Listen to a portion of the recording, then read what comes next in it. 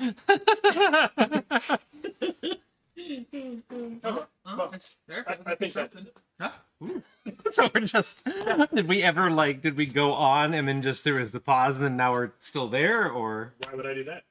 I have no idea what happened, but welcome to Prismatic Dragonfly Tavern. You know, been an evening. I hope your evening is going well. We're eating delicious baked goods over here, so I can't complain.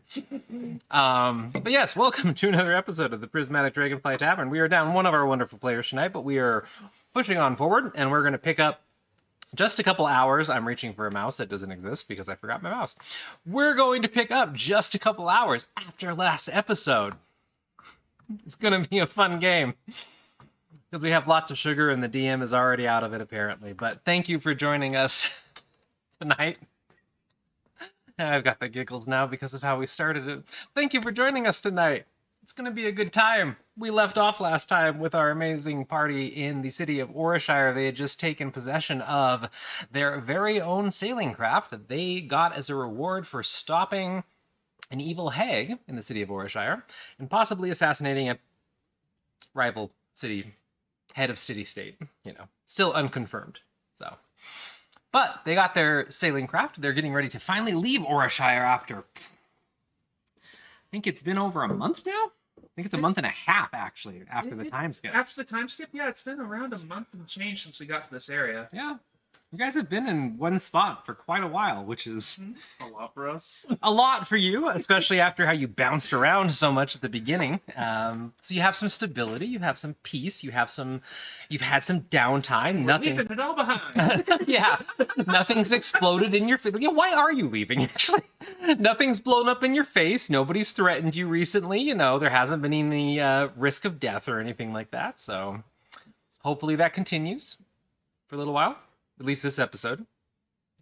So we're going to pick up just a few more hours after the last episode. It's going to be about 8 o'clock or so in the evening in Orishire. One of your companions, Cassiana, has retired to bed. And for the first time in some time, she's not sleeping in the diplomatic quarters that you all have permanent rooms at the Orishire diplomatic quarters after all you've done for the city. Oh, yes, that too. So subtle, Kira. So you take the time to slide a note off camera, and I'm like, yes, that. Thank you. Oh, tonight. Instead of staying at her diplomatic quarters, she is going to sleep in the new room that she's claimed on your ship, which still needs a name. So whenever you guys are ready to have that conversation, or when everybody starts coming up with ideas for names, I can't wait to hear them. Because we don't have anything to do for a few hours, unlike somebody. Anything You should wait until Cass wakes up. You should what? Wait until Cass wakes up. For naming? Yeah, I don't know. Okay, yeah. I mean, doesn't mean you can't spitball, whiteboard things. So, No, absolutely. no, name it the Giovanni. What, so we can just sail away again? Geo2, the Giovanni 2. Oh dear. Too many giggles. Off to a great start this Yep, week. off to a great start. I mean, nothing wrong with giggles, especially on a Sunday night. So, Cass is sleeping off on your to-be-named ship. The keep has quieted down somewhat because the diplomats are all set to leave in the morning for the most part. The last major meetings have taken place, and life is hopefully about to get back to normal for Kovita and all of the city guards. So it's the quietest the keep has been in a little bit. There's still a lot of people there, especially the guards and the accompanying aides of all the diplomats who don't have as nice quarters as the diplomats, and they typically are kind of roaming the yards until late at night, or they're going out into the city themselves. So the keep is still active, but just not as active as it has been for a little while. So hopefully it's settling in to be a calm night in Orishire. Sani and Kree. You two had mentioned that you were going to go out and do some drinking or something on the town. What did you end up deciding to do? You've been to a number of establishments in Orishire so far. I will not fault you if you do not remember the name of all of them. But I'm just going to suggest Tavern Crawl, but... Tavern Crawl feels like a thing we do to bombs. I mean, I can see it. Korean Sami especially, yes. Yeah. It feels right. Okay. So you both kind of came to the decision to do a tavern crawl. Mm-hmm. Absolutely. Okay. Well, since you are starting at the keep, there's a multitude of places that you can pick from, and you have been to a handful of them. The closest would actually be the one that you found Chromebeard at last time, and Cree wasn't there for that. So could go to that little speakeasy that was a couple floors underground. You remember easily where it is. It's a quick walk from the keep, and from there on, there's a multitude of other places that you two can head off to. So, Yeah, sounds like a great place to start the evening. okay, well, you can make your way out. A little bit earlier, probably a little bit closer to 7, and the streets are just as busy as they have been the last couple nights here in Orishire, and you do see a lot of the diplomatic aides and other people that have been visiting the keep as you start to exit the area, and at some of the nearby establishments, they're probably getting one last drink in before they have to leave Orishire. As well, some of them probably have a longer road home than others. Many of them probably aren't going to teleport and have to take old-fashioned transportation back to their nations. So you notice a decent amount of them as you're out and about, but easy enough to make your way to the tavern that you had met Chromebeard at. And you've never been here before, so all of a sudden, Sonny takes a quick left down an alley as you're walking, and it looks like a dead end at first, but once you walk a little bit further, the entire alley kind of slopes down, and at the end of a giant brick wall is a set of stairs that go down, and there's a sign hanging over it saying the dead end. And you can hear a lot of noise, smell a lot of smells, and see some light spilling out from the stairwell. And it seems like a very popular establishment. So, oh, I thought you were going to put water on my table. It's like, is somebody already doing hydrates? That's for me, not you. Oh, okay. So the dead end is very busy tonight. Seems very jovial for the most part. And it is your classic tavern where there's barely any room. Hard to get a table. Can usually find a spot at the bar. Really noisy, but great food and great drink. So that's where the two of you end up. What are you doing? I am dragging Cree to the bar to get a couple pints. Okay. Usually when I go to places like this, the risk of getting shanked is higher than, like... Just stick with me. It's fine. It's fine. I promise. It's fine. No. I think we both need this, right? I've had it's been an interesting 24 hours. Yeah, it's been an interesting month. I focused on 24 hours. So just going for ale? Yeah, just... Okay, easy enough to get a couple pints. You probably can get a table if you wait a minute, so it's not too hard to get a table, or you two can stay at the bar, but you blend very much into this... I don't really think the Dead End has a typical type of patron. You'll see all types in here, and you'll actually see a decent amount of the guards that you know from the keep that are playing cards in one corner. So you blend right in. Not a single person is paying attention to you except the server that just got you the pints. And you have the evening to yourself. So is there anything that you two were going to talk about or do while you were at the tavern? How have you been doing? Not great, but I mean, when we first met, I wasn't doing great either. So I think it's kind of turned into the common refrain for most of the party, except like Vander. yeah, Vander's killing it. It's doing very well for himself. But yeah, how are you holding it? I'm just trying to have faith, The signs point to good things. Until it gets complicated, but complicated's not bad. It really isn't. Well, we might be famous. At least in the city. God, it's interesting. People from all over the world are here talking about what we did, and now we're going somewhere else, and we're gonna find out how they perceive that. That's cool. You still feel alright about everything? Well, not how it ended, but what we were trying to do? I may have believed that it would be a little more simple of a resolution, but I mean, I learned Geo was what 300 years old. I mean, I didn't know that. Oh, yes, I knew he was older. I did not know he was that much older. Okay, but I mean, young in form, but I have a hard time believing that anything too bad. I just, I don't know. Maybe I'm delusional. I think you just have. Yeah, that's a good way to put it. I don't think there's anything wrong with that. I'm trying to keep that up myself. How do you cope? What do you do to not care? I just have faith. Huh. Trust that even if I can't understand everything around me, there are those that do, and if I can just follow the signs from my gods, it will be okay. They've never steered me wrong before. See, all my lessons have a narrator. I don't have a narrator, so I just kind of poke a lot, and sometimes I poke too much, and Yeah, sometimes we break hackstones. I think I'm getting over that part a little bit. A little bit. It's a little funny now. I'm still not happy about the crossbow.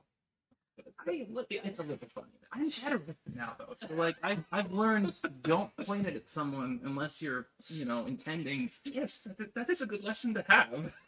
Well, unless you're told, how do you, it's just point and shoot. That's what I was told.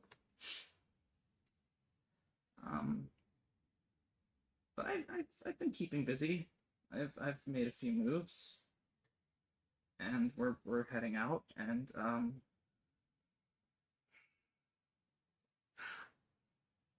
I don't want to start a thing, Connie. What thing? I reached out to Talden. I'm sorry, what? I sense a little missive to. Well, I mean, it was under my false identity, and Talden doesn't know anything about me anyway. So, I mean, Why did you do that? I like that here. And Hector helped us, and Hector got us here, and we're safe. And Agdir, We're not so sure, yes. Starting to wonder if we just have that effect on people. like I said, Vander's killing it though. Like that is kind of it's helped me a little bit with that. Maybe we are okay. We'll figure it out. Have to remember what Kavita was saying. Not everything is ours to solve, and from what it sounded like, it didn't seem like, Agdir's gone, just not there. Yeah, and I mean, you don't have to solve things, but doesn't mean we don't have to poke a little bit. Just not the hackstones, yes. Or similar artifacts. I'm sure we'll find more hagstones. Yeah. I don't know. It's interesting times, yes.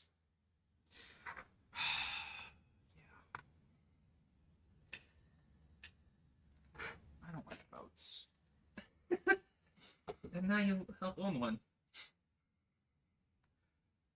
It's the ale. Really drinks the ale. You alright?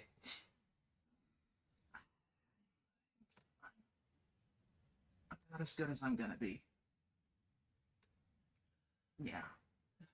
Now we'll just have to see how everything goes to the next stop, yes? Can't wait, son. I wanted to remind everybody, when you did reach out to Talwyn at the end of the last episode, you didn't get a response, but what did you say to Talwyn with the use of your sending spell, Kree? Been a while. Meow, meow, you little bitch. And that's the sending that you sent someone that you have a very complex past with. Such a Complex and brief violent. and yeah. Yeah, violent past with, but you have the sense the message was delivered. You didn't get a response from it, though. Were you ever going to try and reach out again to Talwyn or anyone else with your sendings? I used a scroll for that one, so I'll wait until the next day before I do anything else. Okay, because you could use a scroll again, but I assume that you're not going to sit there and try again in the bar or anything like that. I don't think you really understood the importance of my message. You're just harassing this man now. A lot of our relationship is based on conjecture. I really want to get to know you. Could you roll me a percentile dice really quick, please? While you're sitting at the bar? This one or both of us? Just Cree. Oh, that is a 27. 27. Okay. Even though when you sent the sending spell, you haven't sent it a ton yet, but you've sent it a handful of times, and most of them were successful sends, so you know the sort of invisible sense that you get when the message is delivered versus it didn't go anywhere kind of thing. Mm-hmm. As far as you know, a couple hours ago, when you reached out to Talwyn using the scroll of sending, you felt the same thing. You found your target, the spell found its target, and it went through. But as you kind of sit there and you're talking with Sani and you're relaxing and you're, throwing back a lot of ale, you get another feeling in your brain. It's kind of like a follow-up from it, and it definitely feels like the spell didn't go through all of a sudden. Do you have the scrolls on you? Like in a pouch or something, or one of Yeah. your bags? I always have my backpack, yeah. It's in your backpack.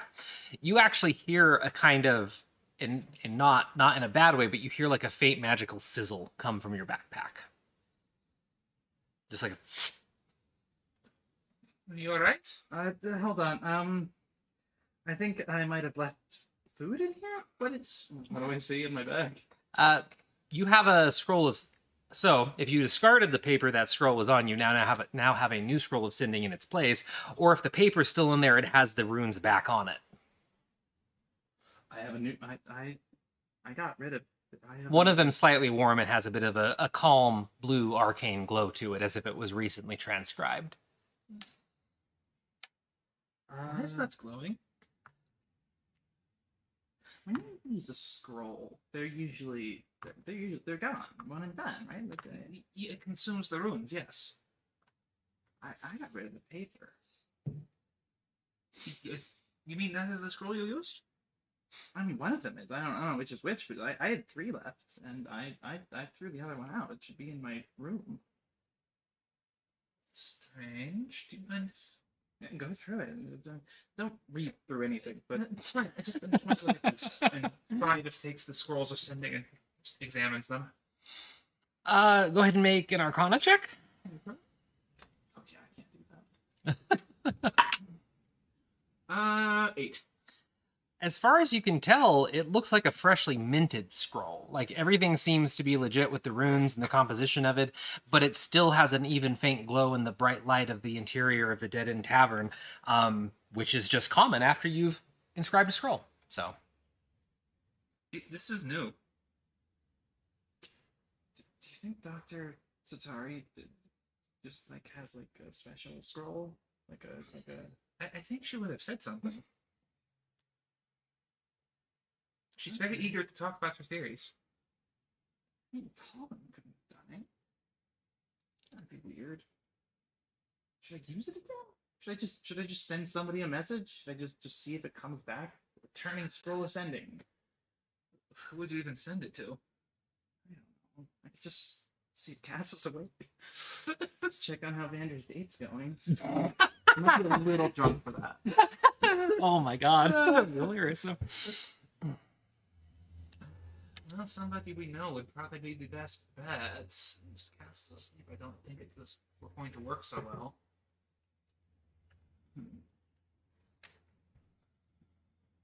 Take out the scroll. Hi, Spesfy. Just seeing how you're doing, and it's Cree, and I hope you're okay, and I hope you get this. That's all. Did not think that was the target you were going to pick. I thought you'd pick Satari or something. Okay. Emotion. Roll a percentile die. 81. 81. Okay.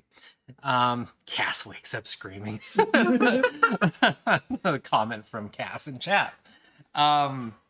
So you and Sonny watch the runes kind of peacefully and slowly evaporate into little blue wisps of smoke up off the piece of paper as you read the scroll. The spell casts, and you immediately feel that it went through. So you believe that Fesfi received that. And having that to compare to when you just sent Talwyn a message a few hours ago, it definitely didn't reach Talwyn. If you're comparing those feelings in your head and drawing that conclusion from that, and like based on your intelligence and your experience with spellcasting so far, I find that that's a reasonable assumption that you would make, which is why I'm explaining the details of it. So you feel like the message does reach Fesfi.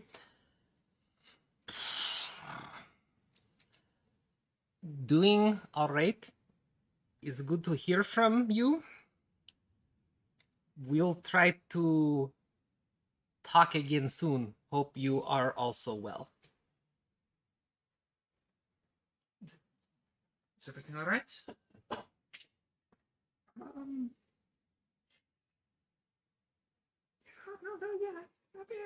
Everything's right. Can you get me another of this?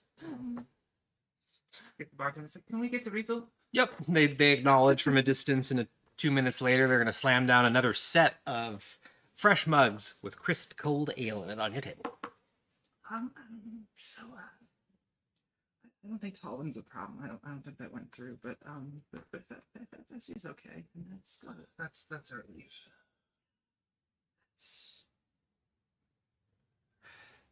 I'm sure Cass will be happy to hear that. I'm pretty sure she's still nursing a little crush. Yeah. No, I need to. Cass knows she's okay. I just didn't expect that she was above ground or something. But yeah, it's good. This is amazing, by the way. This bar is. I like this one quite a bit, yes. Yeah. First time actually drinking here, but the owner was very nice when we came through to speak. Yeah, we're looking for you, actually. I was under orders. I'm still under contract with the Blue Flames, theoretically. Yes. There's what? There's a hydrate, though. Oh, there's a hydrate. Oh, Thank you for hydrate. keeping us hydrated. We appreciate it. I'm out of food. Great. Unprepared for the hydrate. I know. Even. You should know better. We'll make him drink on break. There you go.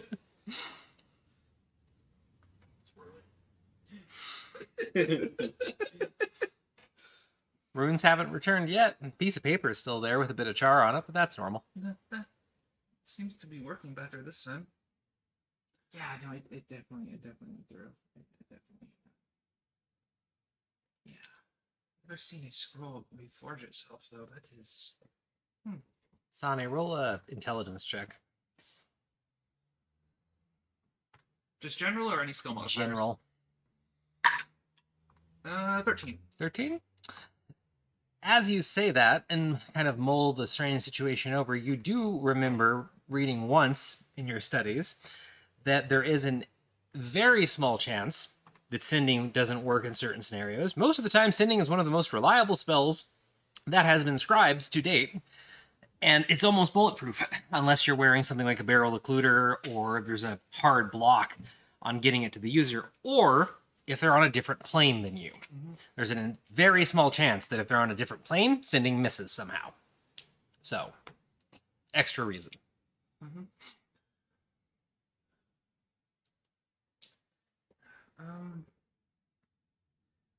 So this has been. Should do something fun.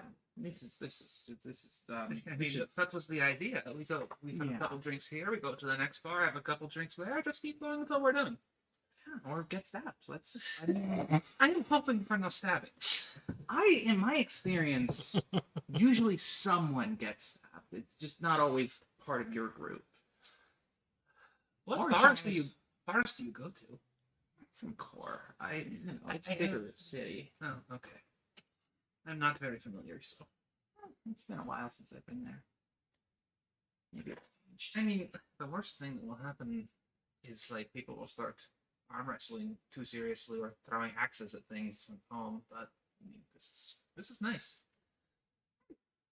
Yeah, no, that sounds nice too. That's As long as they are. No, never mind. Depends on what they are throwing the axes at. fine. I will remind you. I won't read your mind, but I can read your mind. I appreciate the restraint. It's a skill I'm developing. But just for you guys. And I think sorry, I'll finish the round, and that's probably off to the next tavern, so we can cut Okay. over to our other party member for a minute. Is there any other named places in the city, taverns that you guys remember in your notes that you want to specifically visit, or is it going to be kind of a natural, like, we're just going to walk and find something? I'm Because mostly just wandering around and trying stuff. you don't have to find anything, just totally a question. Like, if it's more of like, what is the mood of you two? What is the mood of your little party tonight? And are you kind of leaving a bit of it up to chance, or are you trying to revisit places that you like, the bar that you met Matilda originally ages ago at this point? And stuff like met Matilda. I think we should avoid the one where we had the daddy conversation. Sonny wasn't there for that. 3 was. We made a big impression on the tavern girl or the party. I will say, just really like out of character for a second, I just had to explain that to Frosty and a whole bunch of awesome people at Andromeda Adventures. The whole Oh, did you daddy get that mommy clip? conversations that my got characters that have been clip? having. No, I haven't. You know, that would have been a good idea to show them the damn clip instead of just trying to explain it. But maybe I will send them that clip here at some point, because yeah, I brought it up randomly in a conversation when I was talking about voice acting, and then I had to explain the whole thing about Giovanni. So Sometimes you make a joke and it goes on real far. yeah, and that's most D&D campaigns, or most like most we could post it there. I'm sure our technical person in the background could find embarrassing clips related to daddy mommy talks and post it in the chat. Probably. So you said you might want to go to the one where you met Matilda? I think like nice food. The tavern owner was nice. Yeah. Yeah, Okay. I got a couple names here. I don't remember which one it was, what we went to specifically. It was like Brega's or the Buried Treasures Inn or something like that. Buried Treasure Inn is the one that the first tavern that you went to in Orishire and where you met Matilda at. Yeah, I had the name down. I just couldn't have the note of, okay, that's all everything that happened there. That's the one that had the winter theme that was enchanted, and it went pretty much all year round. And there was a kobold mascot there that you talked to a little bit. That Yeah. I do not recall. Yes, you did. So you guys can head for that one then, it sounds like? And then kind of also a little bit of like whatever we stumble across? Okay, cool. So rewinding about an hour or so, closer to 7, like a bit after you guys had set out, it's around the time that you and Skalea had quickly agreed to meet up in the courtyard after she had been so smoothly asked out. We should post that clip too, because that was just smooth. So what is Vander doing to prepare for said date? Is he wearing anything special? Has he done anything? Is he just chilling in the yard at a certain point? What's he doing? He probably cleaned himself up a little bit. Look the same. He has no other outfits. I didn't know. Maybe he's got other outfits laying around. Maybe he went shopping. I don't know. He did get an outfit from Matilda, so I guess he'll put that on. It's Oh yeah, he did take some clothes from Matilda, didn't he? yeah. It's like the same sort of feel he's always had, but a little better, I guess. Yeah, but still like the vest-ish style with the like the loose pants and the loose clothing and stuff like that. Okay, cool. And just hanging out. Where are you hanging out? In the guards keep? Front gate, diplomatic quarters.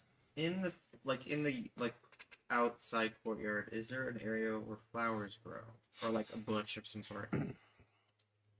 You only know this because you went to the boat. There's really no foliage at all inside the keep.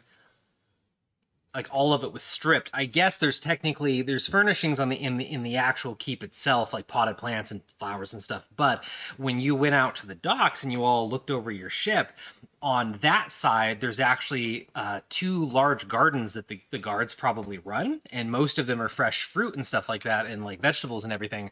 But there was a bunch of like wildflowers growing out near the docks on the back of the keep that led to the boat. So kind of mixed wildflowers for the most part. Most of them were like greens and blues, but you could easily get some from there if you wanted. He'll go over to the docks and but he'll put his hair up first. Okay. Uh, Ponytail? yeah. Okay. And then he's gonna take off his shoes, step in the grass, and take off his arms. Okay.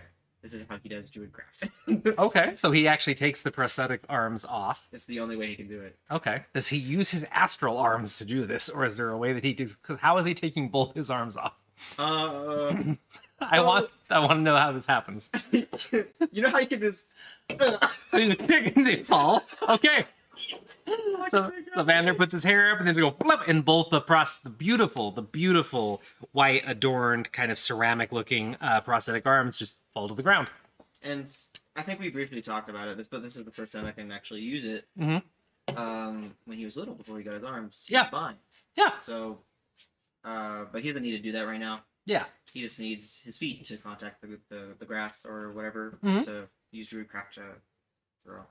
Okay. So Vander's using Druidcraft just to make the flowers blossom and grow larger in size? Mhm. Okay, yeah.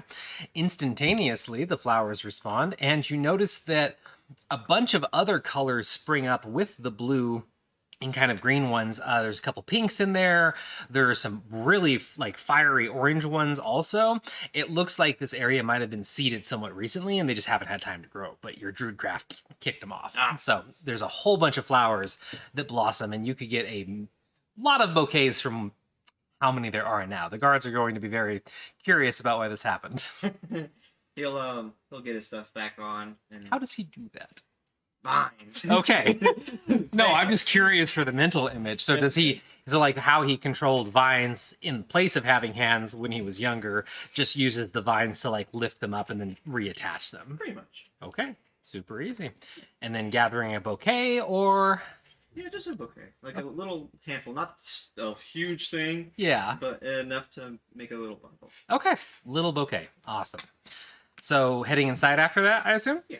All right. So as you walk back into the keep proper, as I mentioned, like it's calmed down, but there's still a ton of people here because there's so many visiting diplomats, and there's always gaggles of people talking around this courtyard at all hours. Right now, it's a little more the guards and the aides and the bodyguards and stuff like that, though there are still diplomats out and about too. People tend to have wine glasses. It looks like there's some drinking going on tonight. And as you're walking out, roll a perception check really quick. 4. Okay. So as you're walking out, you're kind of drawn, your eyes are drawn to these groups, and I don't think that Vander's really been around a lot of people that gossip kind of thing. I mean, you know what gossip, he knows what gossiping is, obviously, but you've never really been in a drama-heavy environment. No, he's a little too. How would you call that? He's not aware of it. Yeah. I don't want to say naive because he's not naive. He's never been in a negative environment or an environment where there's a lot of political groups and stuff like that, and he's not used to people like whispering and having these conversations and stuff like All that. the intrigue. All the intrigue, yeah. So like you don't think anything badly of it, but you also at the same time aren't like, wow, like everybody is just really whispering when there's these diplomats around, because they've been doing this the whole time that they've been here for a week kind of thing. Probably thinking, "Bad amount." Yeah, but you hear a couple of them, their volumes spike all of a sudden. Like there's a gasp or two, but it's more like they all start talking louder in sync. And as you're looking around to try and determine the source, you look up at the keep and you see Skalea at the top of the steps. And she is wearing one of the most beautiful dresses that you have probably ever seen.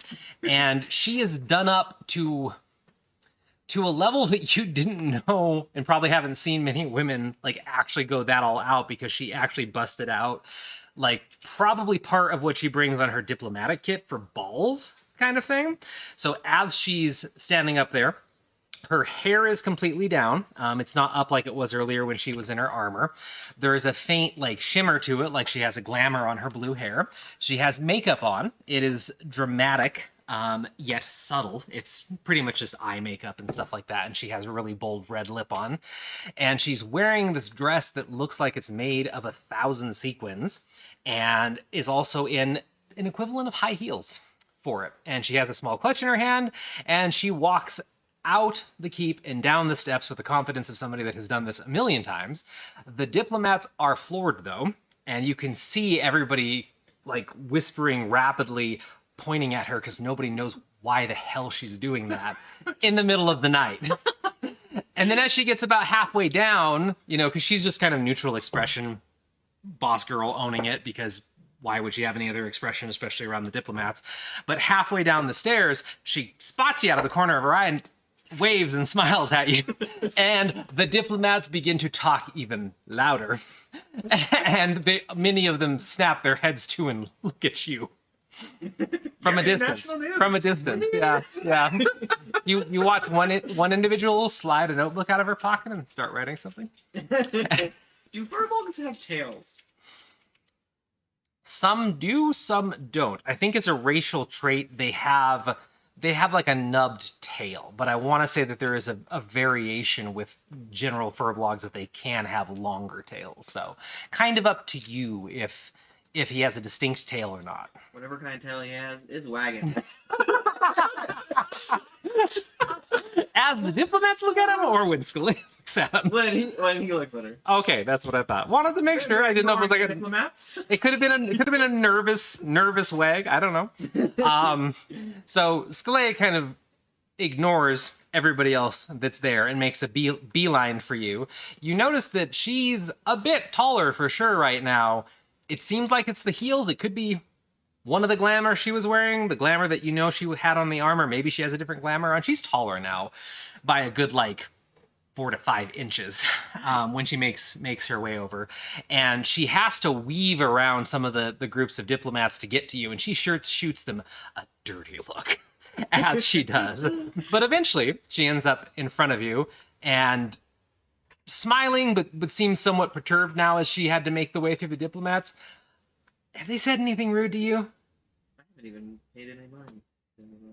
Good. Try and ignore them. They're all going to be whispering until they leave at this point. Well, I got these for you. Thank you. And she takes them and immediately stuffs her face in them and takes a deep breath and then pauses. Where did you get them? I grew them. Well, thank you very much. Would you mind quickly leading me out of here? Because I don't want to deal with any of them, and if we stand here, they're going to try and ask us questions. Yes, let's go. Okay, let's go.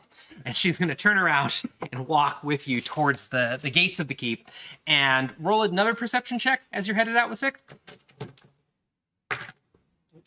That was that die bounced. What was it? I think it's a 16. I think I have a +2. Yes, I have a 16. Okay, so as you weave your way out, some of their whispering is drowned out from the click of her heels and just, the sound of you two walking, but you do actually pick up words from some of the groups, and you hear your name being dropped. You hear the term prince being dropped.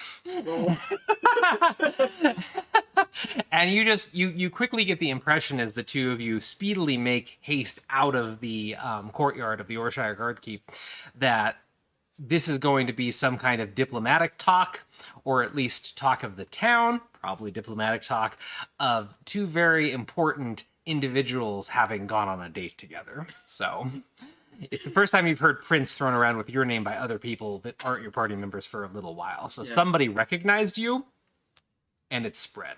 Yeah, definitely made him nervous. Mm-hmm. Mm-hmm. You know that weird sinking feeling that you sometimes get, like a chill? Mm-hmm. Kind of get that. Mm-hmm. But he's ignoring it as best he can. You, as you're almost out of the gate, you see two diplomats, both elves, possibly from Treetop, you don't know, start to kind of wander your guys' way as if to intercept you. Scalea shoots them a look and they immediately turn around and walk away. You don't know what her face looked like when she did it, but they turn on their heels and walk away. And she reaches up and grabs your elbow and tugs you to make sure that you're like going with increased speed. And then thankfully you two clear the gate and are out on the very long dock leading to the keep. There's still people out here, of course, but none of the diplomats are out here right now. It's mostly just the guards. I hate that kind of thing. I'm sorry. I'm sure you haven't had to deal with that for a long time. Yeah, it's not familiar anymore. Hopefully not a big deal, because your name's probably going to be in a bunch of newspapers. I should be. Nothing we have to worry about, like if people from back home know where you are or anything, or who you're gallivanting around with. No, I'm banished. I don't think they would care. Tell me about that. Um. And you two can keep walking, of course, down the keep as you talk. But He'll take her to the nicest place that he's been to in the city. which place is that? It's he hasn't gone to many places, but it's the I think it was the place Korean family. Oh no. Wait, is this the place? Yes. I love how things play out. Perfect. So she doesn't know where she's going, so she's just going to follow you as the two of you weave through the city streets of Orashire. You both get a decent amount of looks, no matter where you are on the streets, though at this point, it's not people whispering, it's more people just smiling in your direction because you two look cute together and you're both dressed up. So, but as you walk, she asks, like, tell me about the banishment, because you've mentioned it before, haven't gone into a ton of detail about it. Well, no one, I guess, really asks for details. I guess I don't talk about it too much. I mean, if you don't want to, I understand it. It's just banishment is a pretty big term to throw around, not only with kids, but especially a prince of all things. And Treetop tends to not be that dramatic. Yeah, I think overall my experience in Treetop was nice. My family was difficult, I would say. To simplify it as best I can, as the eldest, I had a lot of shoes to fill. And you didn't fill them satisfactorily enough for them? Yes. They banished me hoping that I would come home one day strong, like, be the kind of person they want me to be. So they thought by kicking you out and making you suffer that you would be molded into the person they wanted to be? Something like that. That doesn't make a lot of sense to me. It doesn't make a lot of sense to me either. But I got a pretty good mom out of it. It does sound like you did. As much as those sorts of situations are horrible, there's sometimes a silver lining. Seems like you found yours, but that's still just... your family sounds, I'm sorry, like bastards. No, you're right. From our little, I guess, adventure over to the Haven Snouts, did possibly find out that they might be dead.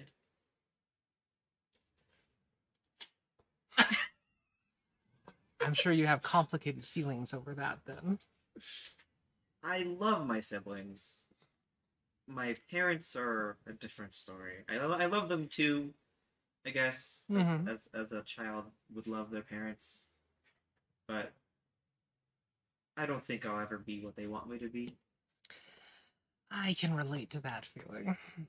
Didn't get banished, but same thing. Even though you'd think a head of state and everything would make their family proud, still wasn't what mine wanted either. So, love mom and dad the way a child loves their parents, but never going to be exactly what they wanted me to be either. So, But we can understand each other. It's nice knowing someone that has that experience, as sad as that is. I don't want you to be sad or have that experience, but you know what I mean. It's hard for people to understand that haven't had to go through that. But I do hope that your siblings are all right, and I do hope your parents are all right. Meeting a unfortunate end without being able to say goodbye is a very horrible thing, even if they weren't the best people by any means. That's true. As you guys are walking and kind of having conversation, you're tracing the steps back expertly. You know where you're going in Orashire, and especially to this place. But as you're talking at one point, there reaches as you're talking, you reach a point where there's less people on the streets, and Scalea seems to like clock this out of the corner of an eye, and she kind of like gestures to like a side alley for a second, says, hey, can we take a second really quick? And she goes over there and lets out the biggest breath and like slumps over and leans against the wall with her clutch and goes, this whole thing was for the diplomats and it's killing me. I assume you don't mind if I change. Of course not. I thought you looked very beautiful. Thank you. I like this dress.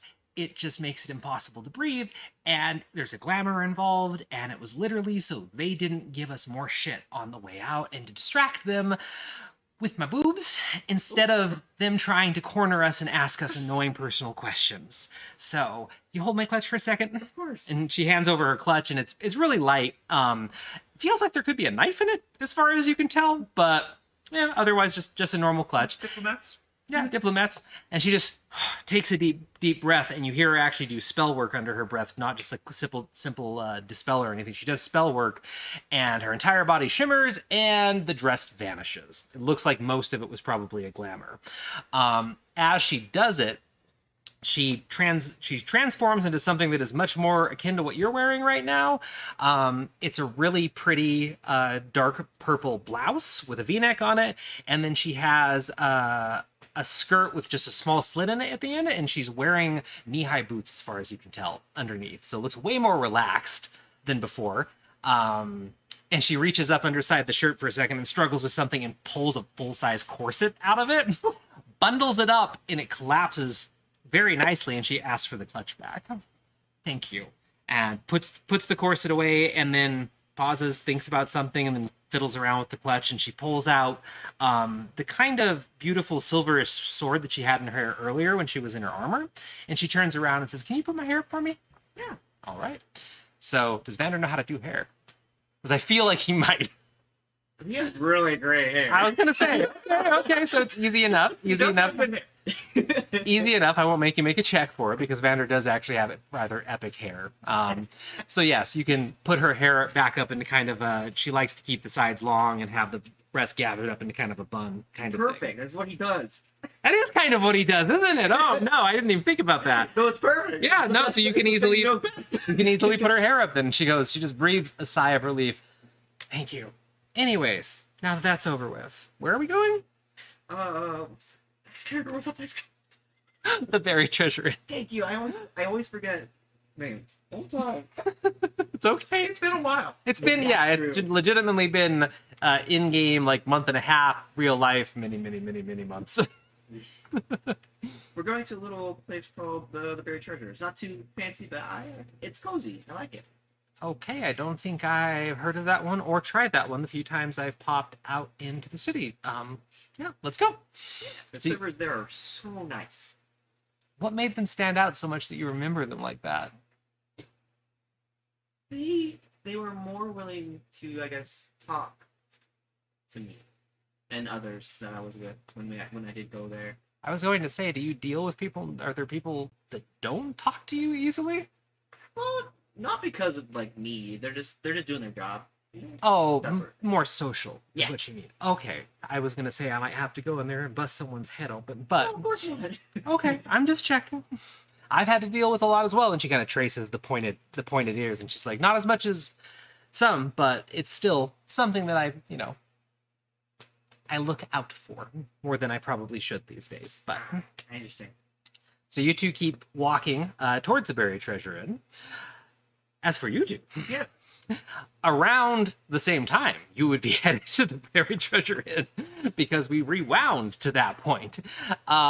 So you're making your way, tracing your steps back. You're going to get there before the two of them. And are you just going to do the same thing, go inside, get a couple pints? Like, or are you doing anything specific because you're at this It's location? really just that and like chatting and commiserating a bit. Okay. And then, like, so, I was curious. Do you think you're going to try being anyone else soon, or is it going to just be Cree or Gaspard for a while? I mean, if this is too personal, that's fine. No. I mean, it really just depends on who I need to be. I mean, so Gaspard is. I mean, I've been Gaspard for a long time, and I mean, I haven't been Cree for that long, technically speaking, either. So I mean, they're just comfortable, getting to know them. No, I understand. But Should opportunity arise to be somebody else. I mean, Sandy Pages. You need to tell me more about this Sandy Pages. That was, well, that was a bit busy. Well, Sandy Pages was fun, and I mean that's how we met Covita. But like, also the fact that there really was a Sandy Pages was a little bit Unlucky? uncomfortable. Hmm. They seem like a good person, you know. I don't want to start rumor mill about this, you know, smut peddling alternative version. I've ruined a few reputations in my day. You know, it's not always intentional. It's just a little too close to somebody who was really nearby, or just didn't quite realize what was going to happen when you copied someone?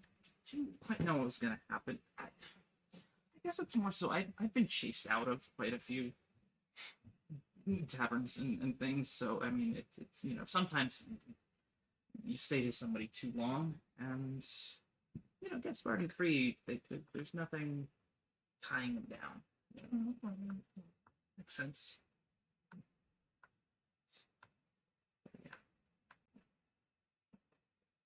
You want to be somebody different?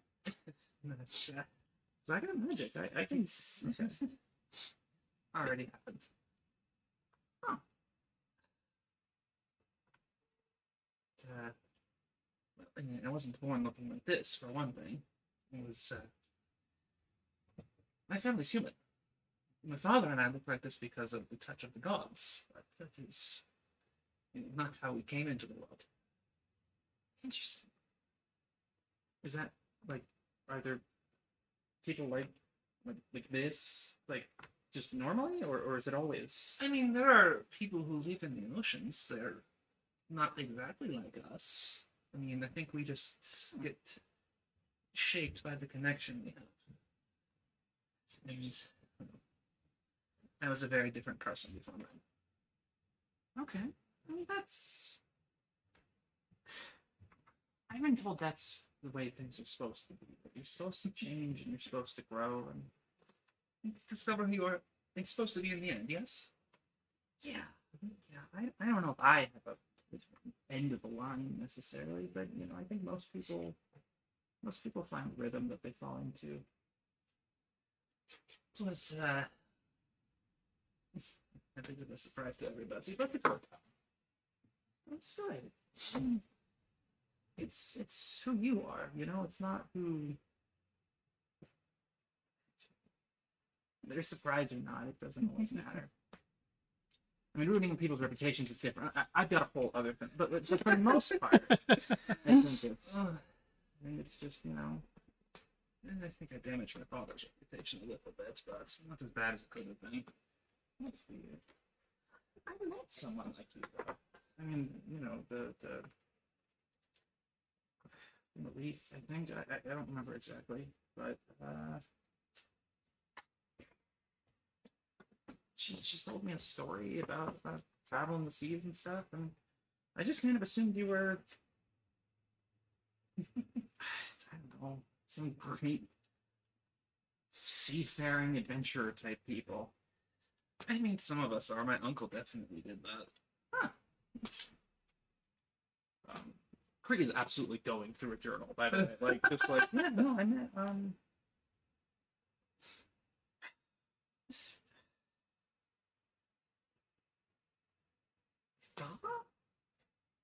Really? yeah, she wasn't really a great person. I mean, you know, I would never have held that against her. I mean, she was a little standoffish, and I mean, maybe it was because of who I was, and that's. I can't say I know her. She's a friend of my uncle's, actually. Oh, I didn't expect to actually know her. Yeah, it's like he's told me some stories of when he was traveling the seas, and that name has come up a few times. Well, she was, I mean, she was scary. I mean, you're in a sense off-putting and I mean, it's a blood. I mean, she was Really? You think I am off-putting? in certain settings. Okay, I'm teasing. Okay, I'm teasing you. I mean, she was. She was scared. And I don't kind of sounded like she was from my uncle's stories, yes. But that's interesting. It's I make a lot of assumptions doing what I do, so it's nice to get some perspective. You know, it's funny. So last time I had a conversation like this, it was with Matilda. She's probably better than me with the empathy, to be completely honest. It was a good talk. She was Is she is remarkable, and it's it sucks. I mean it sucks, but I mean it's something where it's. I think she knows that she can come back if she has to, even if we're going through all this uneasiness. Yeah, I just wish I understood what was happening a bit better, but like we were saying earlier, have to have faith. Have to have faith, and I mean, if we keep, and I might be more drunk than I thought, if we keep getting more famous, people just find us.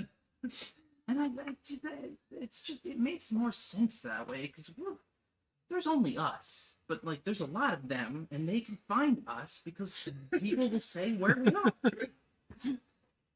You're quite drunk, but that was a little harder to follow than it needed to be. I understand you. I understand. It makes sense. It makes sense to me. And as you say that, you happen to glance up, Kree, as you see Skalea and Vander walk in the entrance of the Buried Treasure Inn. You guys are kind of tucked in the back. You have a table, it seems like that's kind of what you and Sonny gravitate towards. So you have a table in the back. You're not obviously or easily visible.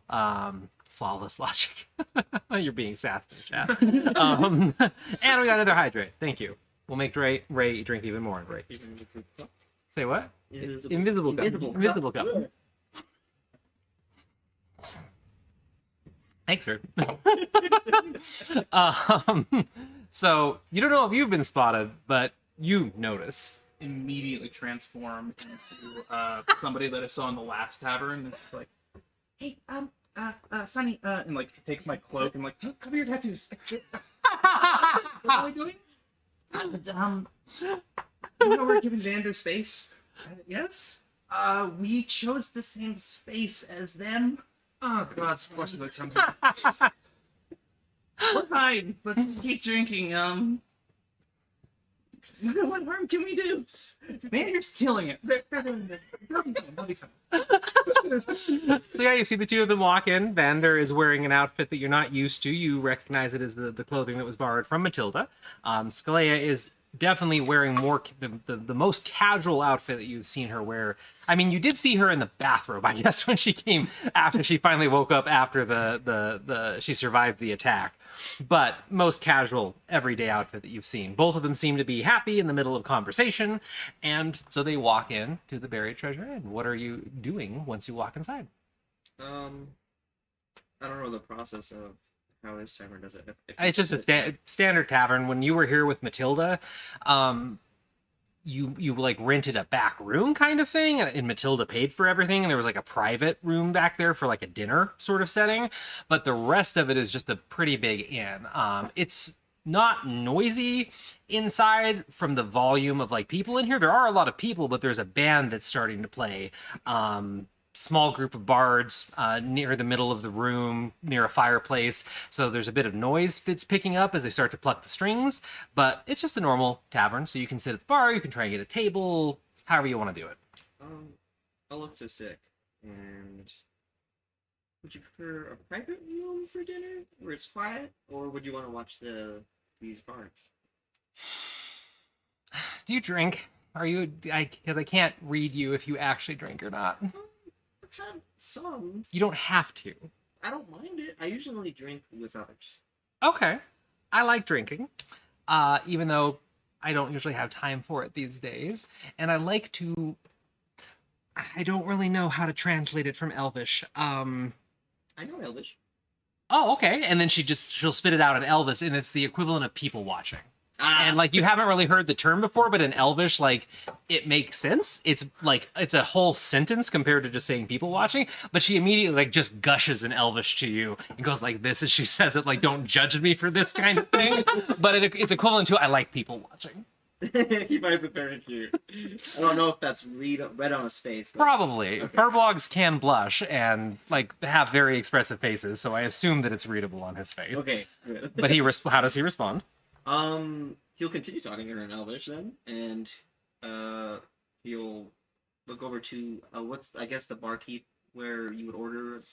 Yeah, in the berry treasure, in the bar area is almost just like a giant circle with just part of it nudged against the wall where the kitchen is, and you see there's about 4 people that seem to be serving drinks and stuff right now. Okay. So you can just walk up to any of them, kind of thing. Cool. I'll grab 6 hand and make my way over to the bar. Grab her hand.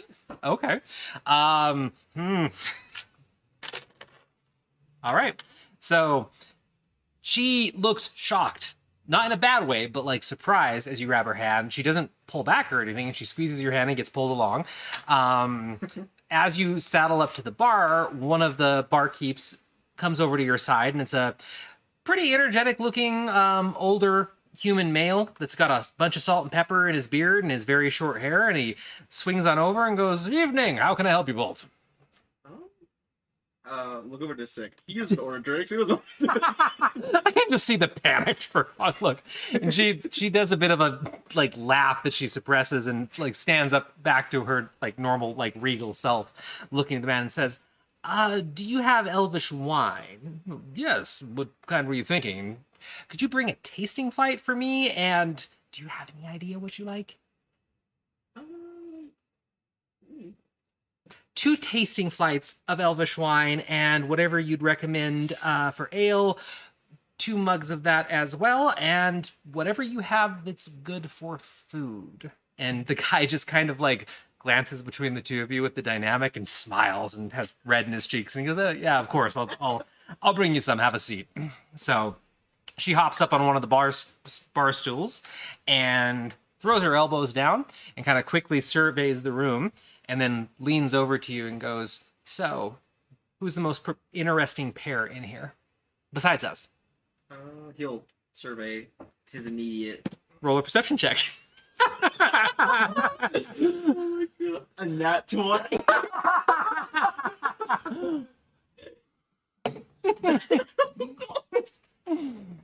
So I think me and Sonny are like...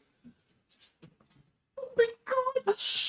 Like, just like kind of like definitely watching. You immediately spot. You know it's Kree, even though they've shapeshifted because of the behavior, like the gestures and stuff like that. And even though Sonny is like cowled and has an extra piece of like, what did you give Sonny? A cloak around them. You immediately spot the 2 of them. Sick hasn't seen them, and she's like excitedly looking around. I imagine like even with the cloak, like Sonny's got that very distinct green braid, and it's still poking out. So that's the first thing that you notice is you just kind of tunnel vision on the 2 of them and spend a moment with whatever your reaction will be.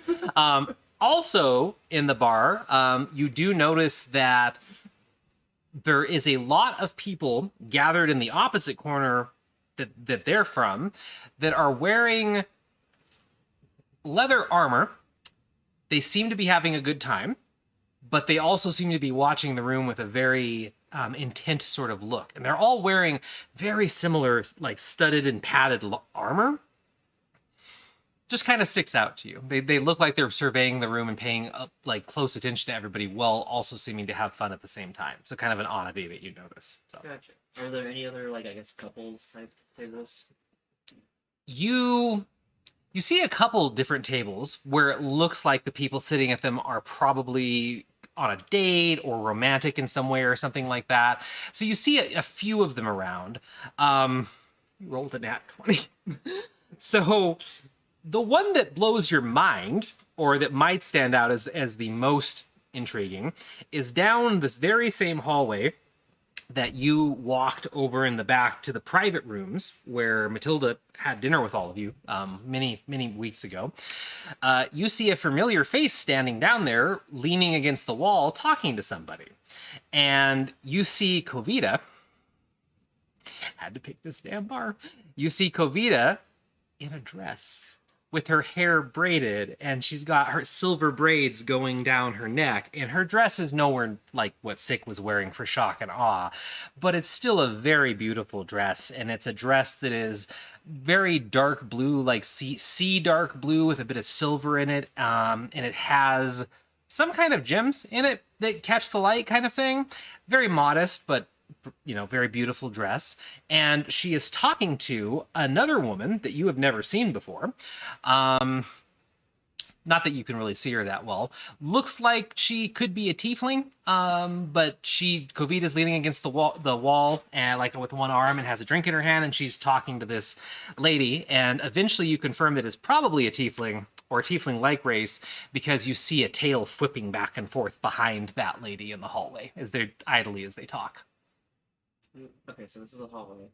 Yeah. He's definitely giddy about this table. Yeah, so sick like and looked everywhere. She asked you that, and as you've been like surveying all these things, the two flights have come back, and you each have a little piece of wood with these tiny, elegant like glass shot glasses that have wine in them, and then 2 mugs of ale. And they also brought out this amazing pile that just smells super fresh of fresh cut meat and cheeses, like dried preserved meat and cheeses and crackers. They just kind of put it in the middle of you.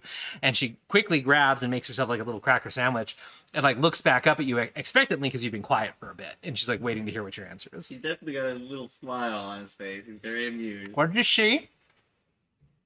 Try not to make it too obvious, but look at the hallway. Who do you see? No. She looks beautiful. She's gorgeous. Did you know about that? Mm-hmm. Get it, Captain? Don't forget the table over there. Are you pointing at them? So We're obviously on like round 4 at this point. Yeah. Are they doing that on purpose, or is this happenstance, do you think? Did they follow you on your date? I don't think they followed. You don't think so? No, because we would have seen them go this way. Wait, who's with Sonny? Is she dating someone? Oh, I thought she liked Matilda. That's Cree. Oh, disguise. How do you know it's Cree? The mannerisms. Okay. No, that makes sense. That's an easy way to spot someone in a disguise. The crippling anxiety. Yeah. I recognize his neurodiversity across the bar. It's that neurodiverse aura that I'm picking up on. We got a radar for you. Yeah. Bing, bing, bing, bing. Hey, neurodiverse people do have a radar. Thank you very much. Just like trans people have a radar and gay people have a radar. We have radars and they work 50% of the time, every time. So you both can see them in the distance. Six trying to play it cool as she's talking to you. So you just random. You don't think they're being like supported from the shadows kind of thing? If they are, I think it's cute. I mean, I think it's adorable. They also have a lot of mugs on their table, so I think they've been drinking a bit. Well, yes, they did say that they were going out. So Okay, maybe just random happenstance then. I was going to point them out, and she points at the group of the padded leather individuals wearing the armor. I don't think they're here drinking. yeah, what are you gonna do? Okay, my bet. And she reaches down and grabs the first like elegant shot glass and slams a shot of wine for some reason. My bet is that they're here casing the place, or they're watching somebody that owes them money, or that's a target or something. Is there a roll I could do to see if they are actually watching someone? Yes, so you could do I would say that a perception check is pretty much the best one for this, but you could also do a general like intelligence or wisdom check too, depending on if that's going to be a better roll for you. You want to do that, but probably just perception is going to be the best. Yeah, perception. Ooh, oh, sorry. That's fine.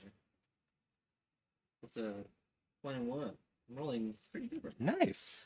So, yes, you can study them for a second, and you notice that while they are currently being better actors than your friends, they are still acting to a certain degree, and it's almost rehearsed. You quickly notice, thinking back to some of your training actually with your master, because you notice like as they're talking and gesturing and moving their mugs and stuff, they repeat some of the movements almost too obviously, as if they put their mind on autopilot so they can pay attention to something else.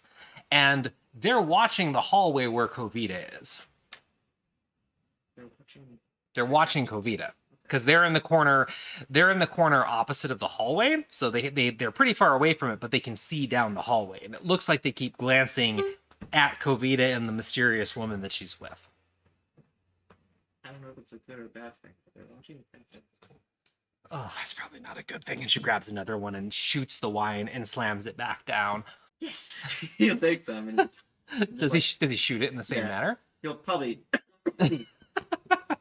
It's a little strong, but she kind of smiles as you shoot it and looks up at you. You know how to drink it? It's wine. Most people wouldn't shoot it, but in my opinion, most actual vintages or good vintages of Elvish wine, it's not something that you savor. It's all about the taste that lingers afterwards. But most people that have Elvish wine think it's some amazing thing, and they sit there and they pretentiously sip it. So So then it's like a wine that you would like keep in your mouth and then swallow. That's what people think it is. I don't think so. I think that if you want to actually notice it, like this one tastes amazingly of elderberries and a couple different flowers, but you have to drink it and then let it show you the flavors afterwards. Plus, it's an easier way to get drunk if that's what you're here for. I see. Okay. Go take another and go just like she does. Yep. And she'll do the same. Vander doesn't drink much, right? No, but he's a big guy. He is a big guy. He is a big guy for sure. He is a monk. But just because it's the first time that you've drank in a while and you are drinking what is equivalent to a very high proof alcohol. Oh my goodness. Very high proof alcohol. Elvish wine is actually one of the highest proofs that you can get in most taverns. So that'll come in later. So go ahead and just roll a Constitution check. Definitely. Yeah, I think it would be funny if this big guy just got drunk instantly. Is it a save or it's a regular check? No, it's a save. Okay. So then that's a 14. Okay. You feel it mostly in your stomach right now. You're just like, whew, like that's alcohol, and that's a lot of alcohol for such a small shot. And you feel like a bit of warmth in your body, but nothing major. You've had ale before and stuff like that. It just feels like concentrated ale, but you're not feeling tipsy or anything yet. As you put that shot down, though, you notice that Scalia has finished her flight, and she pushes it up and then pulls the thing of ale over and starts picking at the cheese and crackers as she tastes the ale, and she seems like she really enjoys it. And as she talks to you, her eyes are mostly on you, but she does kind of keep an eye on the table and Kovita that you two pointed out. So, what was your plan? What for? You randomly asked me out in the middle of a diplomatic conference in the keep without really any lead up or anything. What do you think? What was the plan like once you got here, Vander? I didn't think I came. She loses it, like hysterically laughing to the point that like people start to turn and look, and she like puts her hand in her hand over her mouth for a second. It's going well. So yes, you hear all of a sudden you hear Scalia's like shrill laughter out of nowhere, and see her just buried in her hands over there as they're hanging out. I guess that is going well. I mean, that can't be a bad sign. I mean, that's...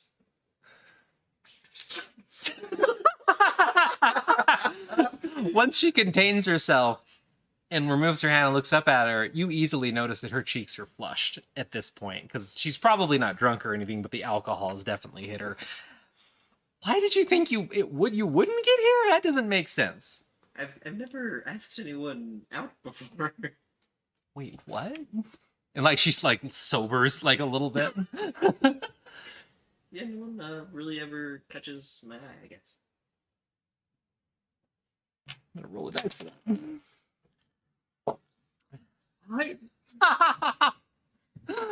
God damn! Was that a good line? It was a good line. Oh. Come on, Ray. Oh, I love it. I love it. Such a natural innocent for a blog. So yeah, she sobers up as you say that, and then the thing before last, about this being like the first time that you've asked somebody out, and then when you say to her, no one's really caught your eye before, she goes beet fucking red. As in from exposed neckline to top of brow, bright red sort of thing. And she just fumbles for the flight, which is she remembers is gone, and then she takes the ale with two hands and just takes a long drink out of it. Very well. Maybe we should. Oh, is that Vita over there? No. We it's a very busy tavern. We should come in more. Oh my god. I would like to do this sort of thing more when we're not always in trouble. She lowers the pint after spending an inordinate amount of time. She probably wasn't even drinking, just holding it up over her face. She lowers it. I caught your eye? I don't think I've ever, I suppose, clicked, as they say, with someone before.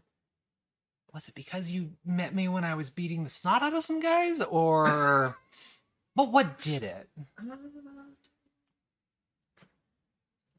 don't know. Out of character. Yeah. Definitely what did it. No. You admitted at least out of character. He is none the wiser. Oh. I can kick his ass, got it. Literally, Yep. Before she got... Mm-hmm. Yes. And he woke her up. And she flipped him. Yeah, and he's like, wait a minute. Oh no. Something in it. Oh no. He does not know. She doesn't either, so One day. one day. So she kind of nods and then takes another from the ale thing and puts it down and just kind of rubs her cheeks. Okay, well see, I was trying to be smooth there and make you blush a little bit, but it backfired, as you can obviously see, so yes, I clicked with you very shortly after meeting you too, and that's one of the reasons that I obviously, probably, tried to pull you out of the whole kerfuffle that you were in the middle of. I didn't want you to get hurt or caught up in that, so. Is there a hand on the table? Say what? Is there a hand on the table? Yes, she has one hand on the table, like right next to the tankard, and the other one's like rubbing her brow.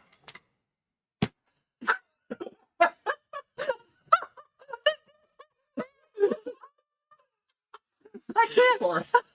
Not like that directly, but it's more like a nervous touch. Yeah, he puts his hand on top of hers, kind of thing. He's going for it. I don't talk to Vander a lot, but Vander cool. I mean, he's handling the stage very well. I mean, this is like... This is good. I never... Never? Why not this? I mean, I schmoozed. Yeah, that's a different thing, yes. I love it. I love it.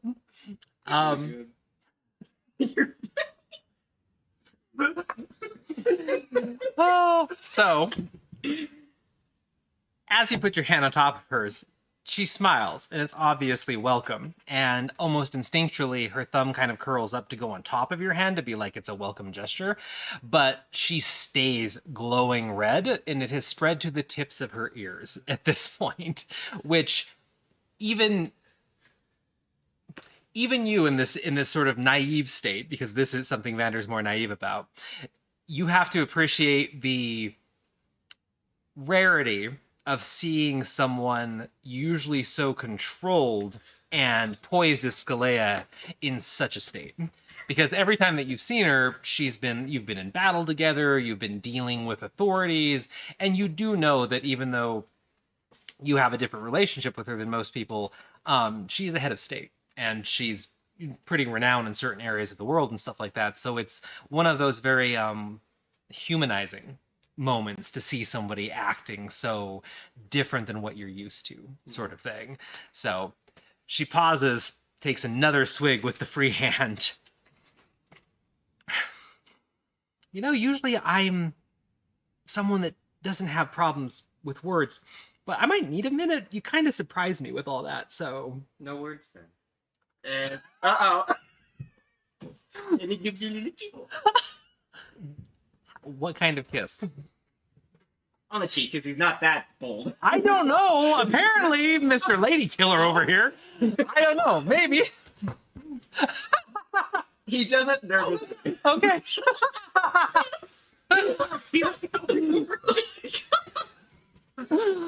you see the from them as you go in for a kiss, because I'm assuming that was in character. It's gonna be in character. Like, ow. He's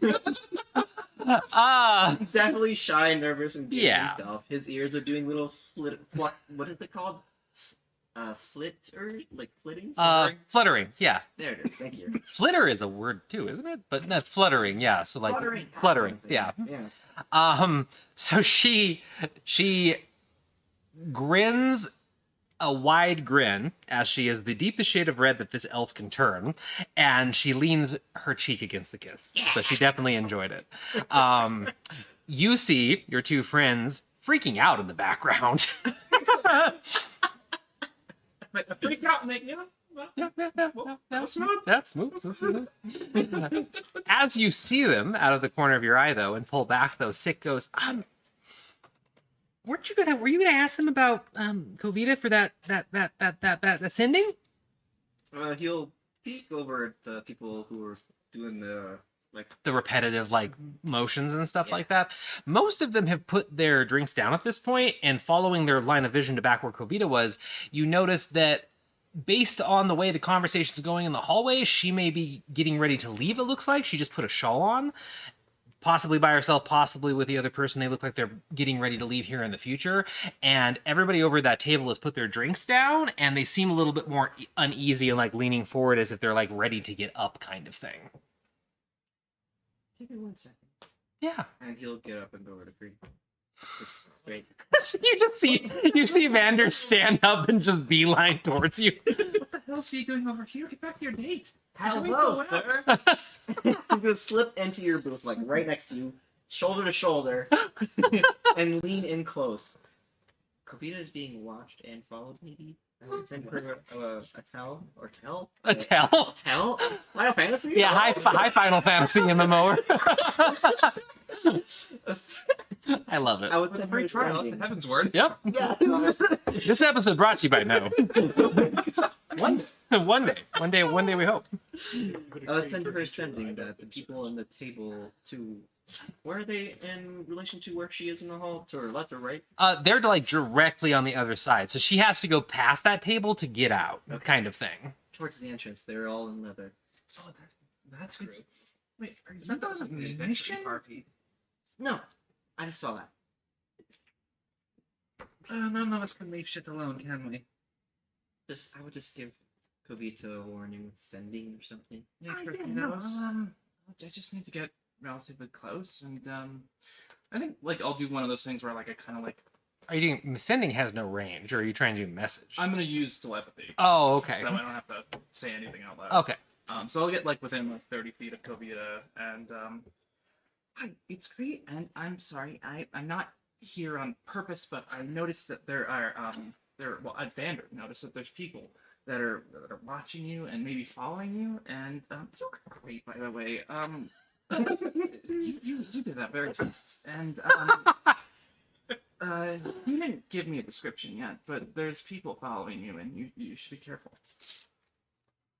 So, you're still in this random person that you saw at another bar forum.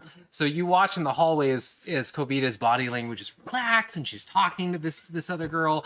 All of a sudden she goes rigid out of nowhere and her head snaps around viciously and she surveys the bar. Her eyes go right over you.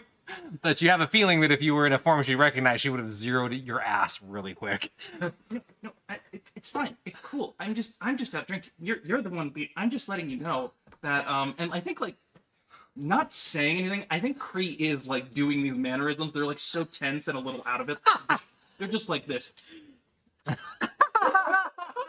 And, I just want you. I can keep an eye out if you want me to stay around or something like that. Like I don't know. And you're using telepathy, so she can't reply, right? She can. Oh, she can reply? Okay. It's just one person at a time. Yeah, I don't think she knows that. But so, let's check with Kovita's actual stats. So after a moment, she does zero in on you, at least with the dirty glare, as she's watching the motions that match the words in her head. Stop moving entirely. Not a giveaway at all. And she just chews her lower lip for a second and looks back at you. She doesn't understand the telepathy things, so she probably won't respond. But she just stares at you and chews her lip for a second and then turns around and starts talking in hushed tones with her friend. I'm gonna go to the corner booth over where I was.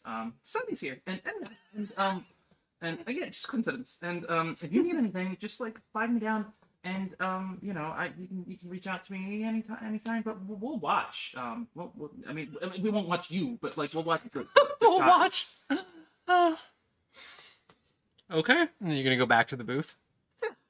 You're still there, right? You didn't leave yet. Okay, so you return to the booth with Sonny and Vendor. She's aware. It's just who's following her? It's the 4 people over on the booth. Kind of like the adventuring party that we saw when we came in. Why does this shit always happen whenever one of us goes on a date? Should we just do something? Should we just? I mean, like, I mean, she's like a cop, right? Like a guard, right? Like, I mean, we can like, you know, like. She should be able to handle herself, but without letting her know, might. Just keep an eye on her and see if she wants us to. I don't think she wants us to. I mean, I don't think she doesn't want. Just deep breaths. I just Deep breaths. just talked to her. It was like we were and Deep breaths. I'm sure she's appreciative. She probably is on a date of her own. So maybe she finds people following her to be a nuisance. Kovita dates. Kovita dates. Lots of people do. This is my first time. Really? Yeah. I cannot believe that it's the first time. He takes out their book again and like starts writing down. It's like we're gonna talk later. I'm gonna go back to my date. Yeah, no, thank you. Look, keep our eyes open. Yeah. It's so great to see you guys here. You're both so cute. And you'll got a lot. There he goes. I'm not drinking anymore. I'm going to finish this one, and then I think that's it. So, as you head back towards Scalia, suddenly one of the men from that table stands up. So there are 4 individuals at the table. They're all wearing very similar padded, sort of studded leather armor. And the individual that stands up looks like a older half-elf, possibly, or some other Fey descendant. Seems pretty athletic, built, not wearing a weapon that you can see at least. And he actually makes a beeline for you. And doesn't seem aggressive or anything like that, but, you know, walks up to you with a bit of swagger as you're headed back and stops you like halfway on the way back to Scalia. And he puts his hands up like this as he does so, and he goes, "Hey, not trying to get involved in anybody's business or anything, but are you standing in for Kovita tonight? Because we're getting kind of tired of waiting to fight here and everything. So are you part of her group?" "Standing in for Kovita. We're fighting tonight, and she's taking quite a long time to finish up her other business. So you seem like you're all involved just from watching y'all. So Oh, I thought. I'm not sure. Well, I guess I sort of follow, but also not really. so you're not part of the fight then No. I'm on a date. with Kovita? No. With this lovely lady.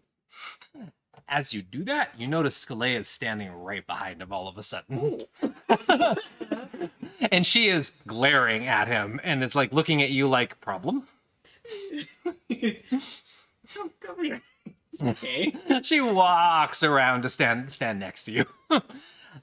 No, no problem or anything like that. It's some you're not stepping in for her. She's still going to actually fight tonight. Maybe. Okay, just wanted to ask. I mean, you look like a pretty tough guy. So I mean, if you wanted to join as her champion, I'm sure you do a great job. But if she hasn't said anything, it's just we were getting antsy, so I get like in the area and stuff like that. Just want to check. Okay. Cool. And he just kind of nods and turns around and heads back to his table. What was that about? I don't know if he was lying or whether or not they actually have this sort of fight pit. I just saw him walk over towards you, and I was ready to stick a tankard up his ass, but He was polite. That's okay. he seemed polite. But yeah, that is just weird. But it doesn't seem serious. I hope not. How are your friends? They're nervous, but they're good. are they- Because I saw them. Oh, I suppose. Well, here, let's go sit back down. Okay. And she goes back to the seats that you two had originally claimed, and you see that there's an actual like glass of wine now for her that's replaced her previous drinks. And she sits down and just kind of laughs and shakes her head. And you two notice that Kovita and the lady that she's talking to, in the hallway, they finished their conversation and they're heading out, and they actually beeline past you two towards that table intentionally. And you see Kovita glance at you, and she glances at you with a bit of venom at first, as if she's grumpy, but then she like clocks that it's you and Skalea, and she looks like the proudest grandmother that you haven't had in so long, as her face just goes from she walks past. She like in her head, she's like, "Oh, but he gets a pass." Sonic and Priya obviously just been drinking the whole evening. Hi. She actually doesn't see you two, so she didn't look at you as she went out, so she's not like glaring in your direction or anything, at least. But her and her companion, who you can now see is definitely a kind of cherry red tiefling, wearing a sort of swashbuckling outfit, almost kind of reminiscent of Sykes. They beeline over towards that table of strangers, and Kovita like throws her arms out like in a hey kind of thing, and the guy that was talking to you stands up and walks over and gives her a hug. And they all like start loudly talking to each other, and within a minute or so, Kovita takes her shawl off, sits down next to one of them, and plops her arm on the table. And they all like gather around, and Kovita starts arm wrestling this guy. It's like back home. Good.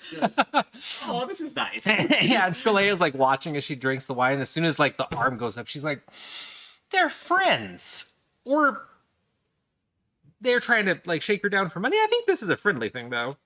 It looks like a friendly thing. Yeah, she's and like Kovita slams the guy's arm down. Like, I think she might be fleecing people for money. Someone that's I mean, you see that? That's fair. Like, I know she's strong, but that guy's built, and that's good on her.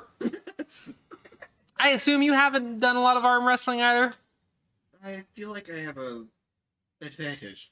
An unfair one. See, the thing is, Vander, once people have had a few drinks, they don't pay attention to details like that. So, if you ever did want to enter arm wrestling contest for fun, I don't think people would worry about the arms too much. I would feel bad about taking advantage of people. Do they really give you that much of an advantage in combat? Well, I mean, I can lose an arm and not feel a thing.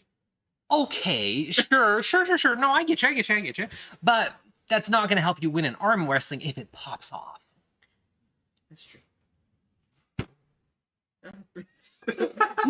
Okay. Friendly round? Yeah.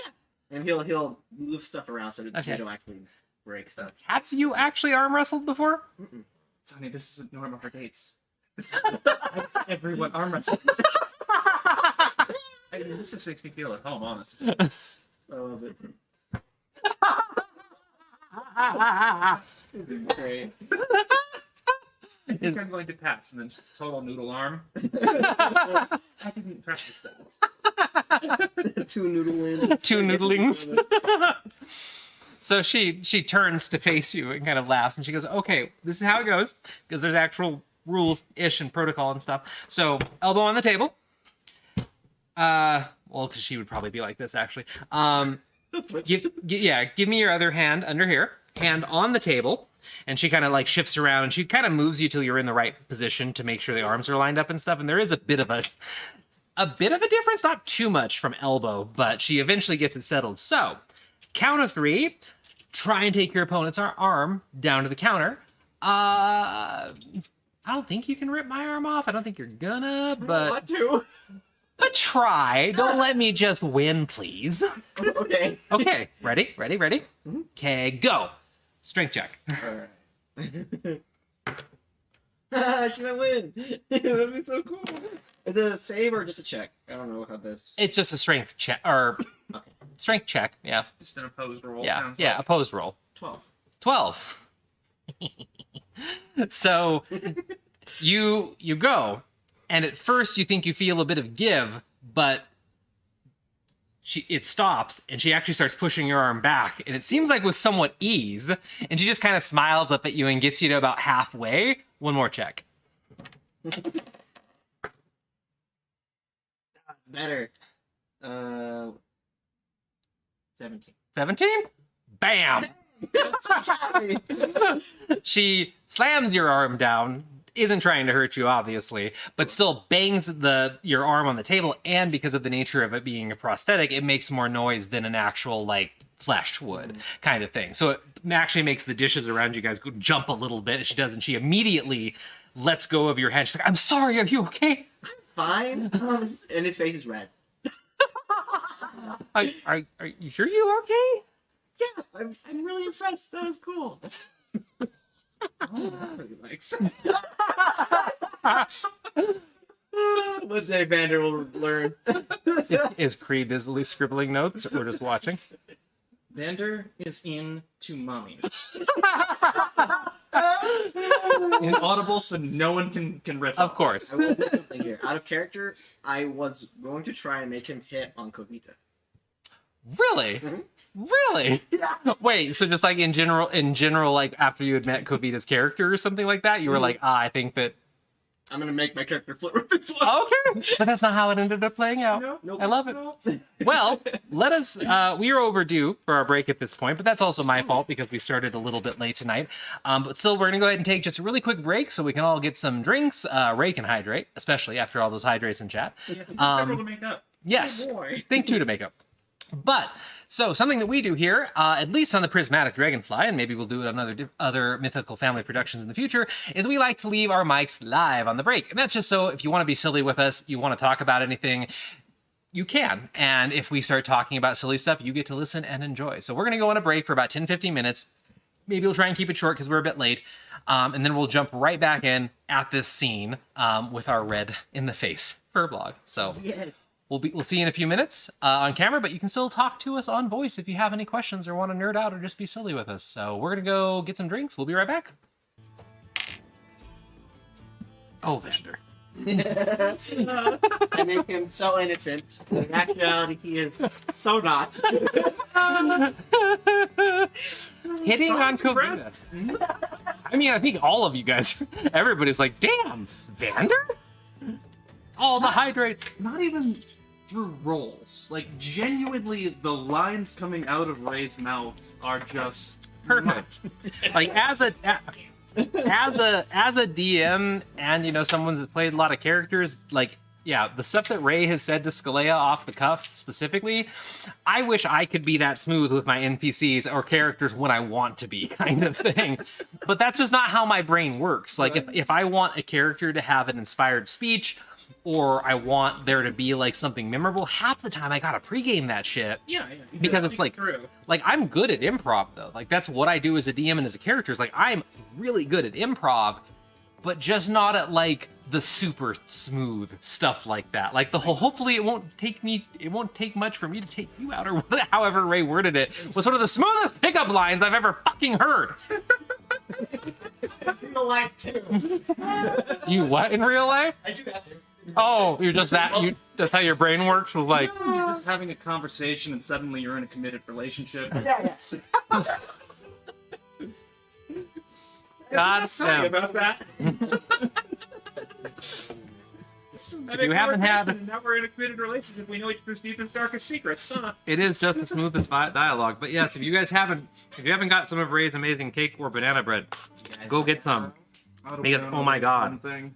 It's so good. How about you, Dale? Yeah, I'll take a slice in a second. So good. For the cake, do you want it with less cream or cream? With is good. I'm stepping away for a moment. I have to say, the chaos of this episode is delightful. I think it's very nice for it to be like, oh my God, what's gonna happen? Oh, that's gonna happen. I loved the visual of, oh God, they're here, and like you change the way you look, and you're trying to cover Sonny up, and I just pictured all the commotion drawing attention to you, and then I just pictured Sonny looking up, and then just that big teethy shark Yeah. grin, like, hi, Mhm. unmistakable shark grin. Yeah, like you try so hard to hide the person that literally has animalistic shark features. Like, unless you put a disguise self-scroll on Sonny, like, you can tell it's Sonny. But it was just it's the natural panic that you feel in situations like that. Like, yes, I will solve this. Oh, wait, that didn't solve anything.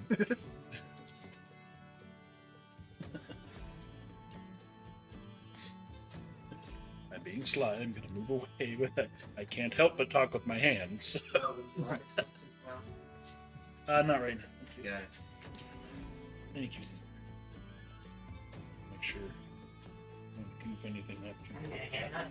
I'm really glad when these are hanging from the top instead of needing to be moved. I'll be even more glad when we can afford to get rid of them, but we can't just eat. But yeah, when everything is done, y'all can take however much you want home. Thank you. I will definitely take a slice for Reva. Yeah. Is really feeling like crap and has felt like crap all week. I would take a slice for our daughter, but she can't eat it. Because for her birthday, what she got was, I guess it's called angel vampire piercings. Oh. Angel vampire piercings. So they're studs here. And they channel through her lip, and she has fangs that come out. Oh, of her. damn. Oh, I've seen those! Oh my God. Those are so metal. But she did that yesterday, so she's still a little puffy. Sure.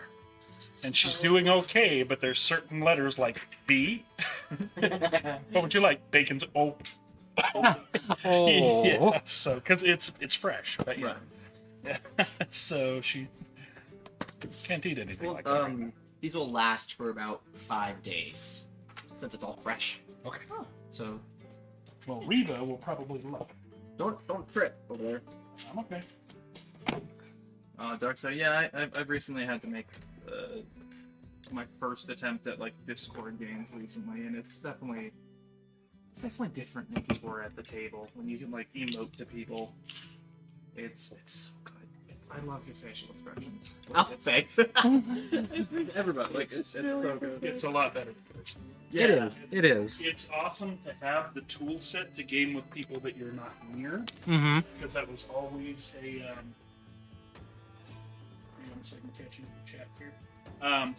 Always a handicap, and always one of those, well, I moved away from my friends that I've gamed with since I was in high school, so it's awesome to have the tool sets for that. Yeah.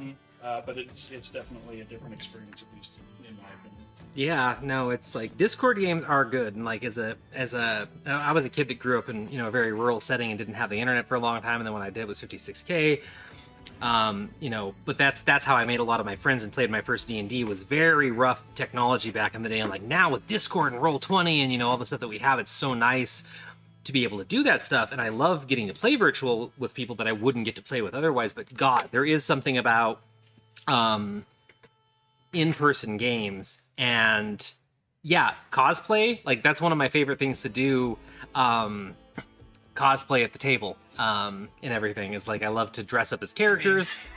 Yep, exactly. You're cosplaying Sonny. Like I loved there was a game that Joe was in where I played a gnome, Eerie Light Mix, and I 3D printed the goggles for her and wore my pink wig and a whole outfit, and it was amazing. And like that kind of stuff is great it's great when you're on Facecam, Discord, stuff like that. Like still do that stuff, but God, there is something about in person that's just great. So Your Bard Out of Hell outfit too was. oh my yes, my Bard Out of Hell outfit. Yes, I don't think Ray's seen. No, yeah, you've seen me in the red dress, right? Because I didn't dress up for Bard Out of Hell, but I've worn the red dress here. Yes. Done up before, but that was one of my favorite one shots that I've run multiple times. I ran it for a legendary action. I ran it a couple times. Have I ran it here? Have I done like a Bard Out of Hell? I haven't done like a Bard Out of Hell at the studio. You've talked about it a couple times. God, it's so fun. Highly recommend. If anybody out there is looking for an amazing D&D one shot, go on to DM's Guild and find what? My Bajor, yes! Go on to finish my train of thought. If you want a really good one-shot, go on DM's Guild, look up like a Bard Out of Hell. It's a one-shot by Winghorn Press. They make some of the best one-shots to ever grace D&D, including things like the very famous Wild Sheep Chase, Magic Wild Sheep Chase. The Bard Out of Hell's quick premise is a bunch of bards, all made contracts with the devil, of course, in D&D, and the same day, all their contracts get called. They get taken down to certain plane of hell, and they have to play for the devil and somehow survive and get out of the bardic pickle they've gotten themselves into. And it is so fun. I cannot recommend it enough to anybody that just wants a fun one shot to play. And if you just randomly throw in a deck of many things, no. Yeah, my players found a deck of many things. It was very fun. It was very fun. It could have gone many different ways, but it was very fun. And yay! I'm so glad that your Bajoran earring just arrived. I cannot wait to see that on stream here very soon. Yeah, for all the jokes people make about role players being in the basement and being antisocial and whatnot, in-person gaming is a very social thing, and it's just different when you're detached. And Darkstar, Gemton there is in the Star Trek game I was telling you about, as is Kira, who is running the game tonight. Yep. We're 3 of the 4 PCs that are in the Star Trek game that we will be streaming shortly. Yep. But it'll be on a different channel. Yes. We're collaborating with a different channel, so it's not on our channel. Mine still hasn't shown up. Hopefully it will well before we stream, but we all have uniforms. DS9 Voyager era uniforms, pips, insignias. I play Commander Soulcall. I can't even say my character name. I play Commander Soulcaller, the executive officer of the... Well, I'm not going to give away all the details, I suppose. But I'm the XO and the tactical Vulcan officer, and I am so excited to play with all the amazing people that we have on the stream. I am just head over heels waiting to get to play some Star Trek with people, so it's going to be super fun. Yeah, when that goes live, we'll definitely be plugging it, and I'll let you know. Yes, we will let you know, and... Is Darkstar on Discord or just joined Discord? I think I just saw. I actually don't know if Darkstar is on our Discord or not. If you're not on Discord yet, please hop on our Discord, say hi, Darkstar. You don't have to be jealous because we do tons of one-shots, tons of games, and if you want to play with us at any point and you want to do a Discord game or something, we would most likely love to have you if there's one that you'd be interested in. And that's something that I say to anybody and everybody on the stream. If you're with us and haven't hopped over to our social medias, definitely come over to Discord, say hi to us, share some memes with us. We do a lot of games and are always looking for new people to game with or people to host games and stuff. Just joined, actually. Oh, awesome! Welcome to the Discord. I posted the bakes in there. Did you? Oh, you did, yes. So if you happen to look on our Discord under content stuffs in live stream chat, you can see the amazing things that we are getting to eat right now that our very own real life vlog chef Ray brought for us, and we have character played by the smallest man here. Yes. Oh my god! Lord, tallest character played by the shortest person. That's what I do, actually. That's what I normally do. I mean, we actually height swapped for those two, which is kind of funny. So I think it's great. Here, somebody's the shortest person in the group. I'm Yep. 6'1". Yep. Yeah, if you cosplayed as Vander, I'd probably have to piggyback you. Thank you.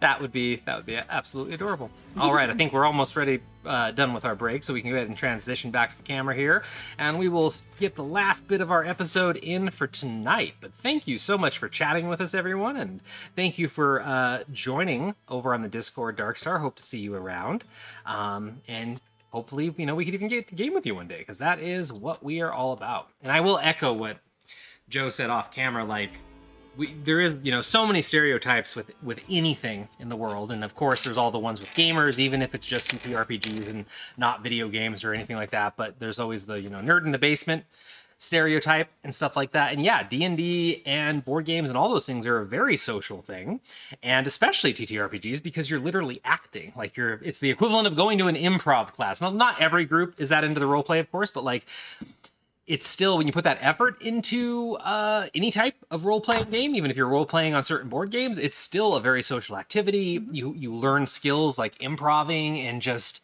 general acting skills, reading at each other's people's faces. Like there's so much. Airlocks. Say what? Use of airlocks. Oh yeah, Vale blew me out an airlock over 10 years ago in the Battlestar Galactica game. I'm still salty about it because we were both Cylons, and I was the one that got sacrificed. Oh, that reopened that wound. Thanks, Phil. But that's one of the reasons that I love the power of TTRPGs, and that's one of the reasons that I love D&D, is because there's a lot of really good stuff that comes out of it, and interacting with other people. Not to mention how you could do a whole TED Talk, and I think people have done TED Talks on, watch some of the is it called Behind the Sheets for Critical Role? I think it is.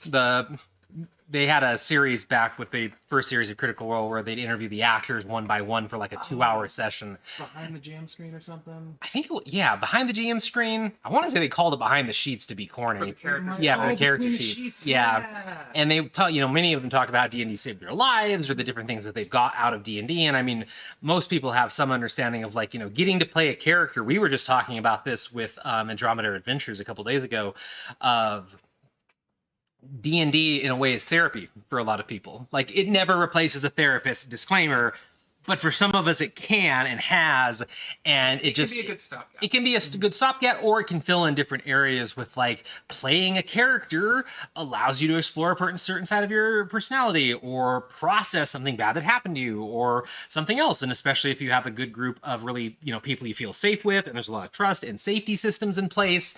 And yeah, so there's a lot of really good things that can come from D&D. But I'm gonna get off my soapbox and back into character. Yes, I'm definitely not doing that. I'm completely all together up here. All good. Yeah. Okay. Just like the rest of us. Exactly. Yeah. Ooh, Ray. Say what? Poster of composed. Yes, poster of composed. We are all the poster of composed. Thank you very much. None of us would ever snort on camera. This all lies This week. point. Not this week. Not this week. Yeah. Heh. We've got another half hour to see how smooth Vander can be, so... Yes. Let's see if he face plants yet. So left off right after Scalia won the arm wrestling, and Vander is bright red, staring at her, and she just looks concerned, legitimately concerned at him right now. And she leans over and drops her voice like a couple octaves. Are you okay? I didn't hurt you. No, not at all. All right. And it's as she says that, you hear a bam behind you, and you see that Kovita has now taken down another person, and there looks like there's money changing hands over there, and her tiefling date is the one that's managing the bets, and they've started to draw a little crowd as well. And the staff, a couple of them are kind of leaning over on the bar on that side and are watching. Seems like a normal thing. As far as you can tell, kind of thing. So Scalia jumps a little bit and looks over at it, and then leans back in her chair and just stares up at you inquisitively. You're cute. And then she turns over and takes another swig of her wine. Random question for you. Yes, and he'll partake in his other drinks and and some of the cheese and food. crackers. Nothing. You can't read Thieves' Cant, right? I cannot. But you know what it is. Yes. So, I noticed when we were on a tour of the city a couple days ago, because they had to take the diplomats all over the place, and I'm included in that. I noticed some interesting Thieves' Cant somewhat near the guards' keep. And I was thinking that if you're up for it, we could check that out afterwards, because it's not really as mysterious as I'm probably making it sound. But fun fact, in a lot of cities, I found some of the best places that you can get food, drink, illicit substances, a lot of things at. You find the instructions in Thieves' Cant around the city. And most of them are hole in a wall and a hole in a wall and a hole in a wall, and not many people know about them, kind of thing. But normally I don't really have any reason to go to those these days, especially. unless I'm busting one for illegal activity. But have you had Quandir coffee before? I'm gonna do a percentile.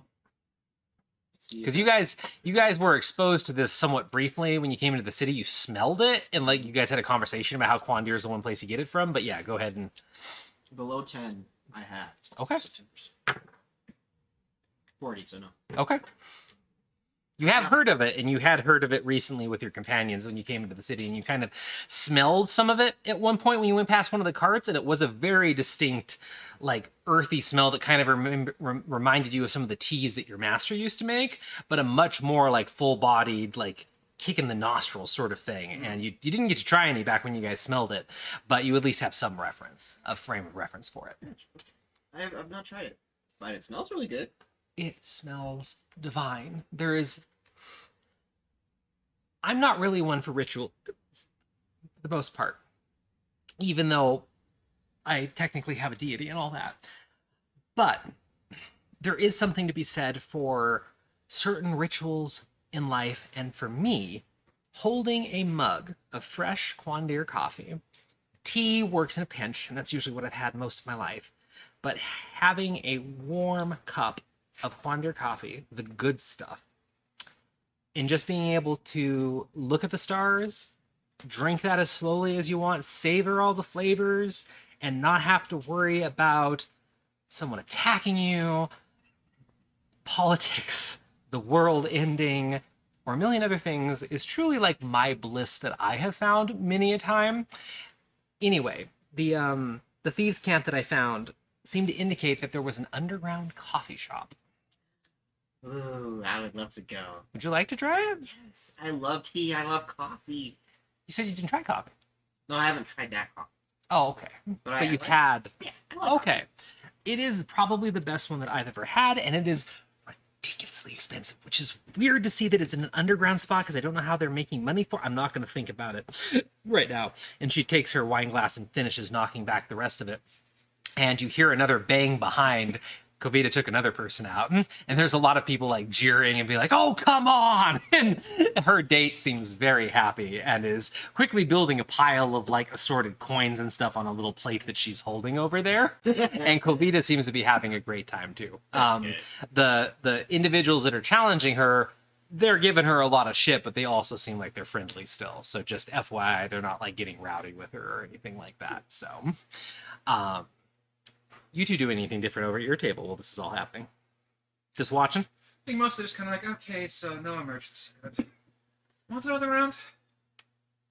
I think that's a good idea. I mean, I think, like, do you think we should leave this till one? You want to go to another one? What do you want to try in town? It's a port. There are plenty of taverns here. It's true. Yeah, no, I mean, with them here and Grandma, and with Kavita. Grandma! Oh, Cree! Poor baby. I don't even know what you're talking about. Yeah, you lead the way, son. Alright. So you guys are going to head out? Yeah, we gotta go find another tavern to hit up, just kind of keep the crawl going. Let these two have some privacy. Okay. So you head out, and as you two walk out, you have to walk past the arm wrestling party that's going on, and Skalea and Vander. So as you both walk by, Skalea like follows you as soon as you get close with her eyes, and she just waves a little like half drunken wave at you. And then as you thumbs up as you pass them.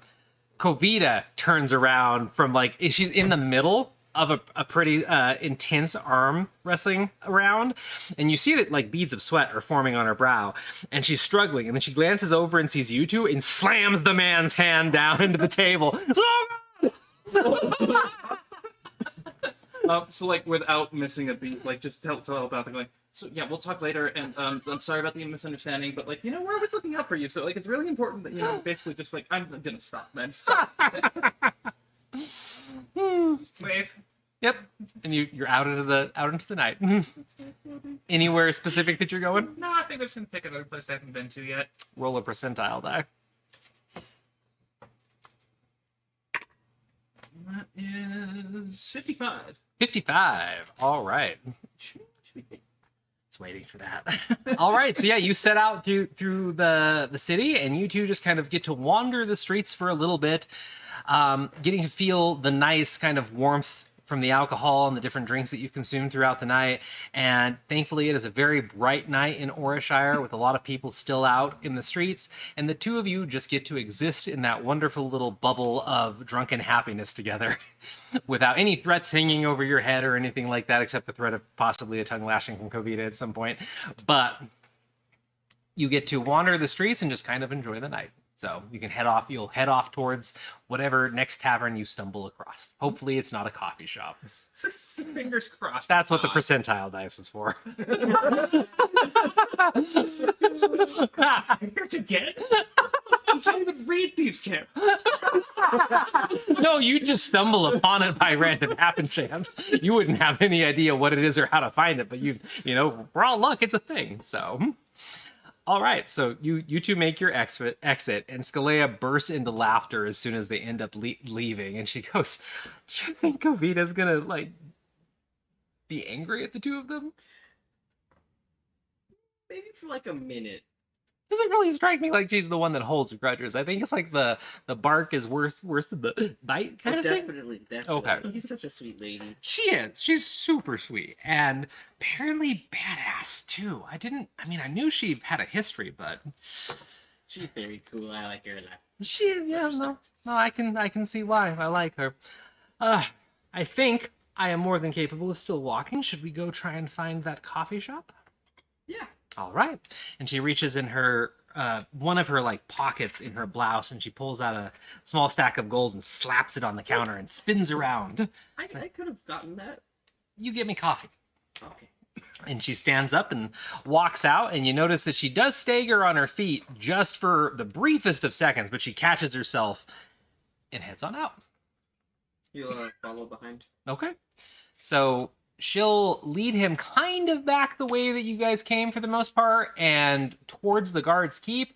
But when you're a block or two away, she just kind of veers off randomly, and she points the thieves' camp out to you as if like trying to teach you a little bit about it. And she's like, "See chalk," and she like points it on the arch how there's a bunch of weird symbols just kind of blurry in one corner. Excuse me. And she points at that, and then she points at a matching set on underneath a windowsill across the street. And standing there like this, she's like, "If you look, there's probably this kind of stuff all over any city that you've been to. They just are really good at making it blend in, and these are literally an advertisement for this place." So where would the entrance be? Well, according to that, that's just telling you what's there, but the general gist that I'm getting, and especially because they include the volcano motif, we just keep following these as long as you can find them kind of thing. And I had that one, and the other one's over there underneath that awning, so I think we just keep going this way. As far as I can tell, we're looking for something with a tropical island theme, lava, hot, something to do with, that's the like code word that they're giving. So keep your eye out for red and orange doors, maybe? It's a lot of this is like interpretation and stuff. So I'll do my best. Let's go. And she keeps going down, and you notice that like every so often she stumbles just a little bit, and you notice pretty much because of your physical training kind of thing that like her footing isn't as steady as it should be kind of thing. But other than that, she seems okay. Roll a perception check as you're walking along. See if you spot anything. 15. 15? So now that she's indicated the thieves' camp to you, at least in this general area with this style of thieves' camp, you start to see it. And it's one of those things that's like, somebody says, "Don't think of the pink elephant." It's all you can think of. Really, I think it's from a psychology book or something, but it's meant to describe a certain phenomenon that has a very specific name that I don't remember. But yeah, it's like, don't think of a pink elephant. Is it like the game? Say what? Is it like the game? What game? Oh, Ray! You weren't even born when the game was us. Bro, he's not currently in high school. Raytopher! You just made me lose the game.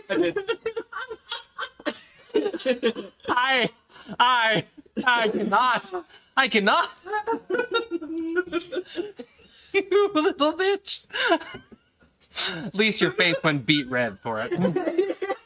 My face turns red so often. It's so weird. I've never noticed that. It's called being pale, Ray. Oh. It happens to me too. That's one of the reasons that at some point I need to go back to that video, just like I need to compile the canoodle clip, which is going to hit you out of nowhere at some point. I need to go back to the last episode when Ray's character Vander dropped an incredibly smooth line to ask Skalea out, and in a 3-second gif, you can watch this man turn red, and it's amazing. I haven't done that yet. That's so interesting. Ray got chat. Say what? You got chat. Oh, yeah. Technically, you made everybody lose that knows of that. So, But is it like the pink elephant? Isn't pink elephant like when you hallucinate? Well, that's where the thing came from. It was like an alcoholism thing. But the idea is you tell somebody, don't think about something, and it's literally impossible because the brain's going to go, well, but what about that thing? yes. So Sort of. Yeah. I can't believe you did that, you little... I love it. I love it so much. Anyway, that was in the way that you got me to stare at you like a dumbass for 5 seconds and being like, what are you talking about, Ray? And then when it hit me, I'm like, I'm going to throw you over a table. God damn it. That was good. That was so good, Ray. Okay. But anyway, you now notice the thieves can't. And you might even notice more in the future now that you've had it indicated to you by someone that is that fluent in it. So you can kind of pick the little characters out here and there. The meaning doesn't really make sense to you as Skalea is ranting because you don't even see a volcano in any of the symbols that you see or anything that indicates heat, red, or orange. But she seems like she knows what she's doing. So you go down this alley and then you keep cutting down other alleys to the point where you almost feel like you're going through a maze. And part of you might even wonder for a second, is she just drunk? Or is this actually what this is supposed to be like, kind of thing? But eventually, you turn down another alley, and this alley is suspicious to you because of how clean it is. All the other alleys feel very lived in. This alley feels like it's been swept regularly, and the stones of the walls have been washed. And she stops and spreads her hands out. I think this is it. Volcano. Very clean. Huh? It looks very clean. I mean, it does. That's a good sign. It's not a stabby, death place. At least I'm hoping if it's clean. It's such a normal fear. Do you see anything that might be... I don't see any indicators and there's no more thieves can't hear. Anything that you see that might be like... Do you see anything that's hot? As soon as I said it. Oh no! Setting yourself. Oh no! You just pointed Vander pointed her. My players. Oh no! Oh no! She stares aghast at you in embarrassment as you point, and she goes,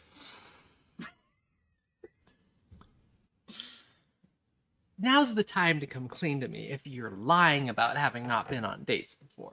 I just think you say the right things to make my brain go, oh, wait a minute, I could say this and it'll be smooth.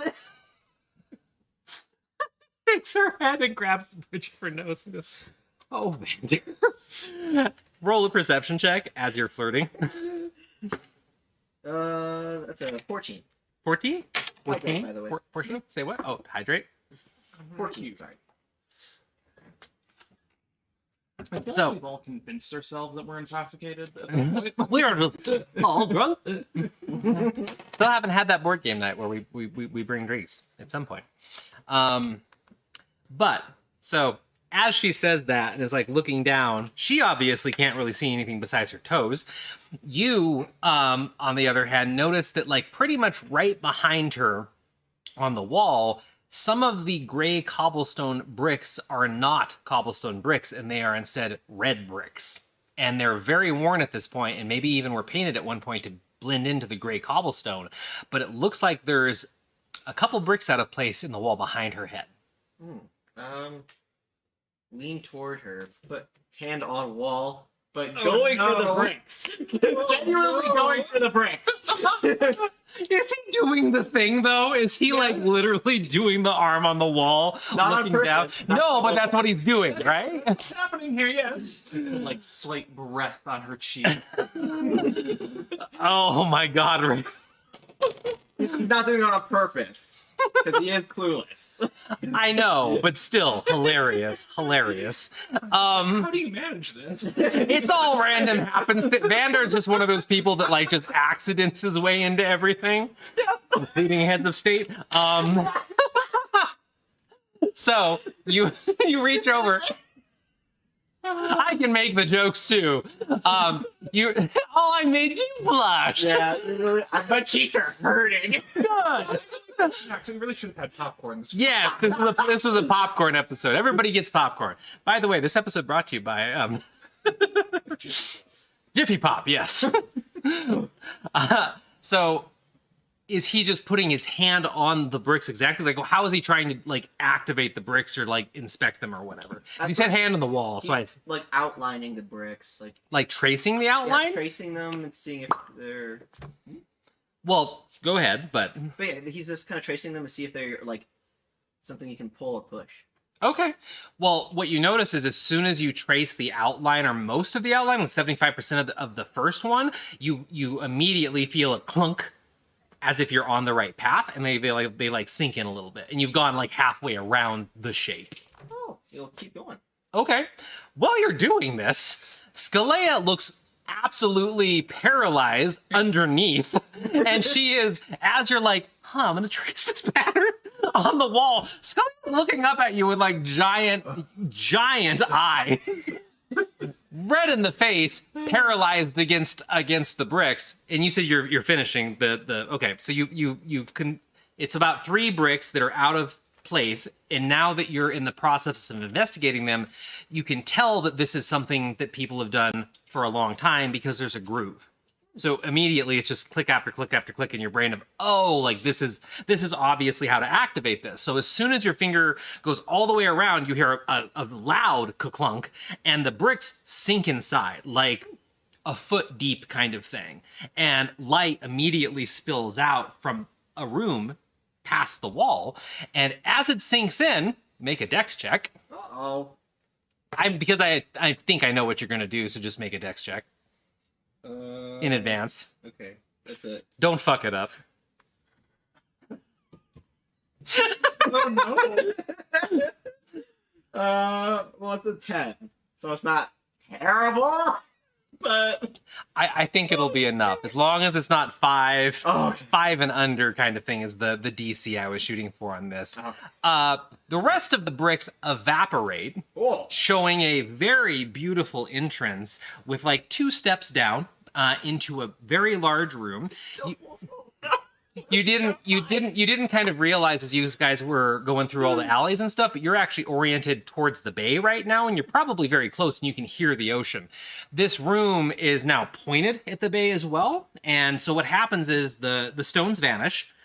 Very low lighting, beautiful room, looks like it's been here forever. Everything's made of a multitude of different like dark and light woods kind of woven together. Coffee, the smell of like, especially that strong smell that you smelled the first time coming to Orishire, hits you in the face along with some other sweet smells. You smell a bunch of teas, one you might even recognize a scent or two, and it smells heavenly to Vander. Like it smells like comfort and safety and home. And you see like probably 20-ish people in there in like dimly lit booths and stuff, and there are bay windows in there that rival the ones that were in Matilda's Emporium that look out over the moonlit bay, and it looks like there's some kind of like deck seating out there too, and it is just beautiful. You also notice the elf falling backwards in front of you. Yeah, I was about to ask about that. because she was in that terrified state looking up at you as she's frozen, and then the bricks vanish and she goes down like a sack of potatoes and goes whoop, like that. Can I catch her? You can catch her with the 10. The DC was 5 or under because not only are you close, you're a monk, you have the size difference, all that kind of stuff. So yes, how do you catch her? So arm under the small of the back. Of course you do. Stop going on over here. Well, given their vicinity, it's No, it makes sense. It's just a accidentally. But that is what you did. Suppose. Happy the Q energy. So It's just impressed. yeah. So inside, Sonny and Gaspar. No.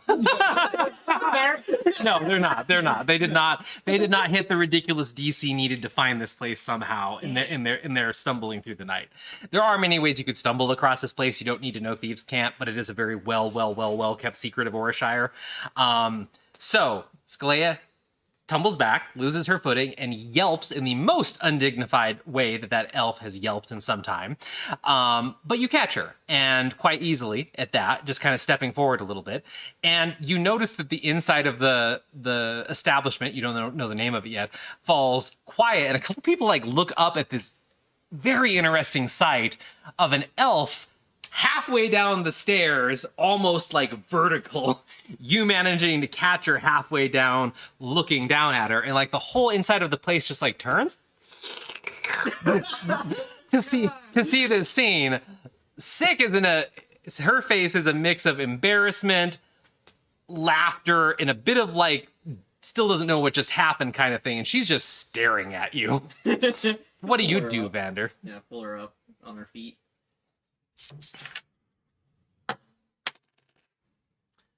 Make a dex check. Boy.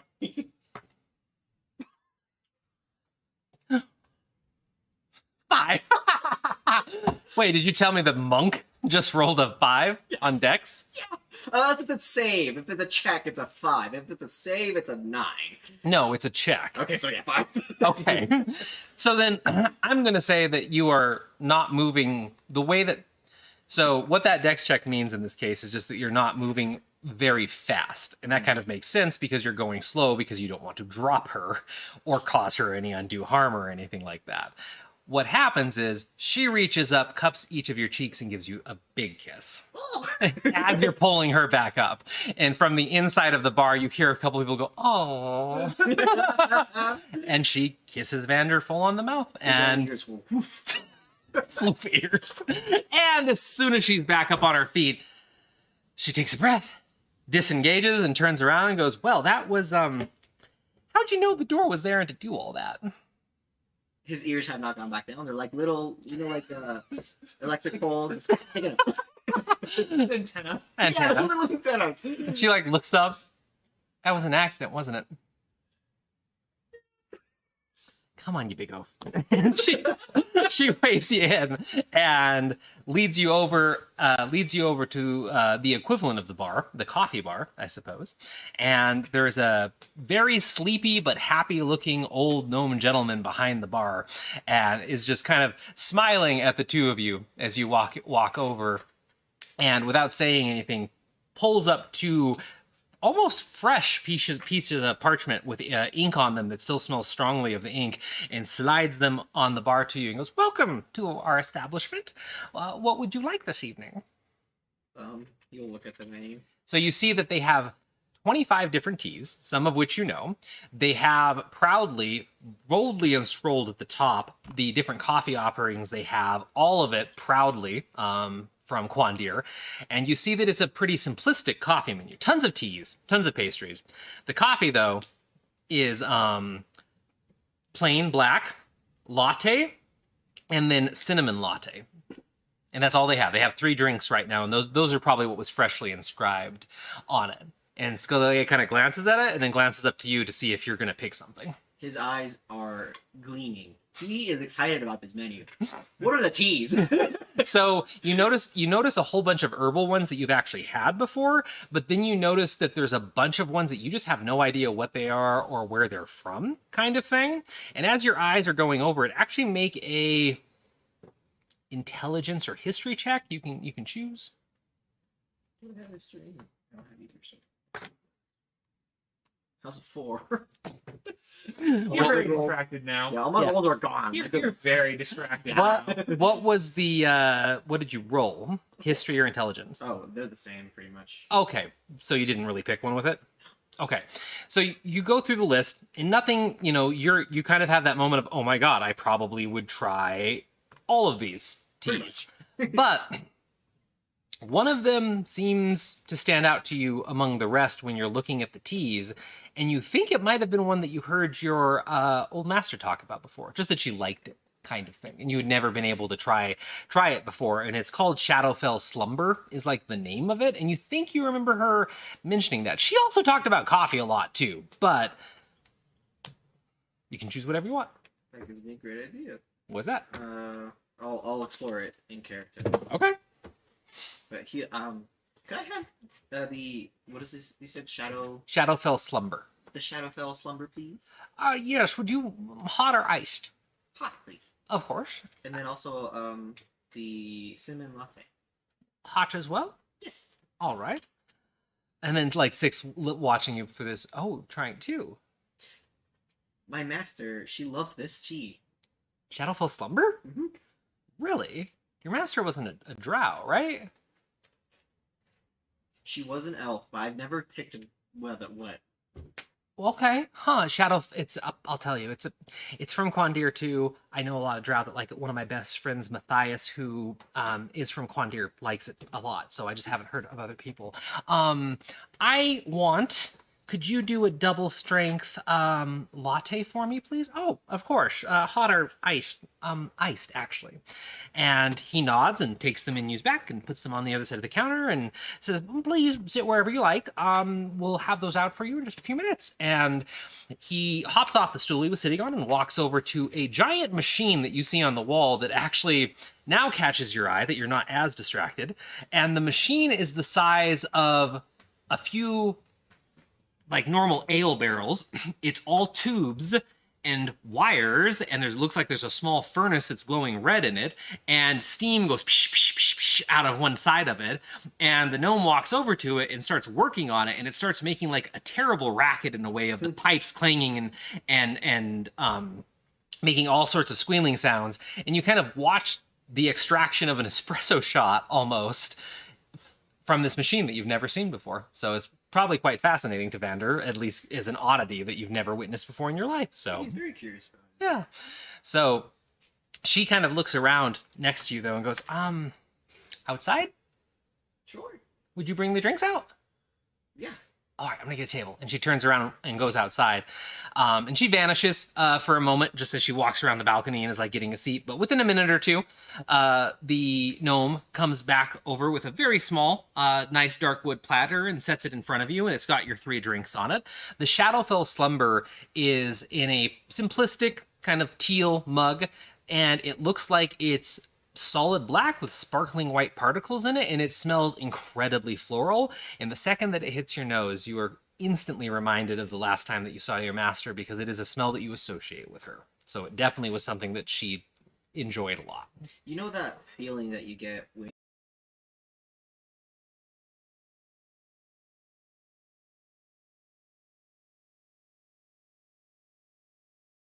But he hands that to you, and kind of like looks expectantly at you for payment, it looks like. how much do I owe you? Oh, it's 50 silver. Gold. No, 2 gold. 2 gold. Oh, well, thank you very much, sir. Of course. Just let us know if you need anything else. I had a question for you. Yes. But oh, I'm finding it. Yeah, If you you're want, fine. You could go over to them. No, it's fine. We'll wait. They're waiting outside. Oh. They're still like, smile, you're on candid camera. Do you know a woman by the name of Aerolith? Aerolith? That name seems to ring a bell. Is she someone that's come here often? She loves this tea, and she's an elf. You remember her last name or family name?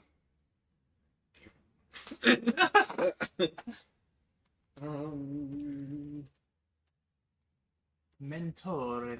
that would be one of yours. Yeah, I think we lost sound again. We'll just start talking with our hands. Nothing has been touched. It's probably Twitch. Oh. No. You didn't give her one? No, she didn't. I didn't give her one. Okay. So you Um, can choose. So Lovely DM. Zizrith is the last name, one of the last names I had set aside. I will send it to you in a tell. You put it in my mind, Ray. Zizrith is Xistrith. Zizrith. So you can let them know that that was your mentor's like family name. Okay. And he pauses and goes, that's the name of the farm that we import this from Quandir, as far as I know. I don't think her first name is familiar. Their first name is familiar, but the last name is just the name of the family farm that's famous for producing this. Okay. This might be a little weird, but he's gonna pop his arm off. He's like, turn it around to show the symbol inside. oh, This is her symbol. She's a master craftsman. they also make prosthetics? Yes, that's a symbol. And he reaches, he's like, here, hold on. And he goes over towards the shelves where the machine is underneath, and then pulls out a bag and comes back to you and plops like a little tea bag on the counter, and it has the symbol on it. And it just says, it just has the symbol actually. It says Shadowfell underneath. That's his reaction. This is great. Thank you. Of course. I'm glad I can be of help. Did you it makes sense, I suppose, what you were asking? Yes. How much is a bag? Just take it. You can have it for free. Have another gold. Thank you. Thank you so much. He grabs a little hand, shakes it. Just shakes it like violently. And then going outside? Yeah. Okay. So you have the bag of tea. It's about an 8-ounce bag of loose leaf tea of the Shadowfell tea. It does have your mentor's logo on the front stamped in wax, and it has the name of the tea underneath. So you now have that in your possession, and I have sent you the name, the last name. You can always change it if you want, but that's the one that I had in the list. And yeah, so you make your way out to the balcony, and the balcony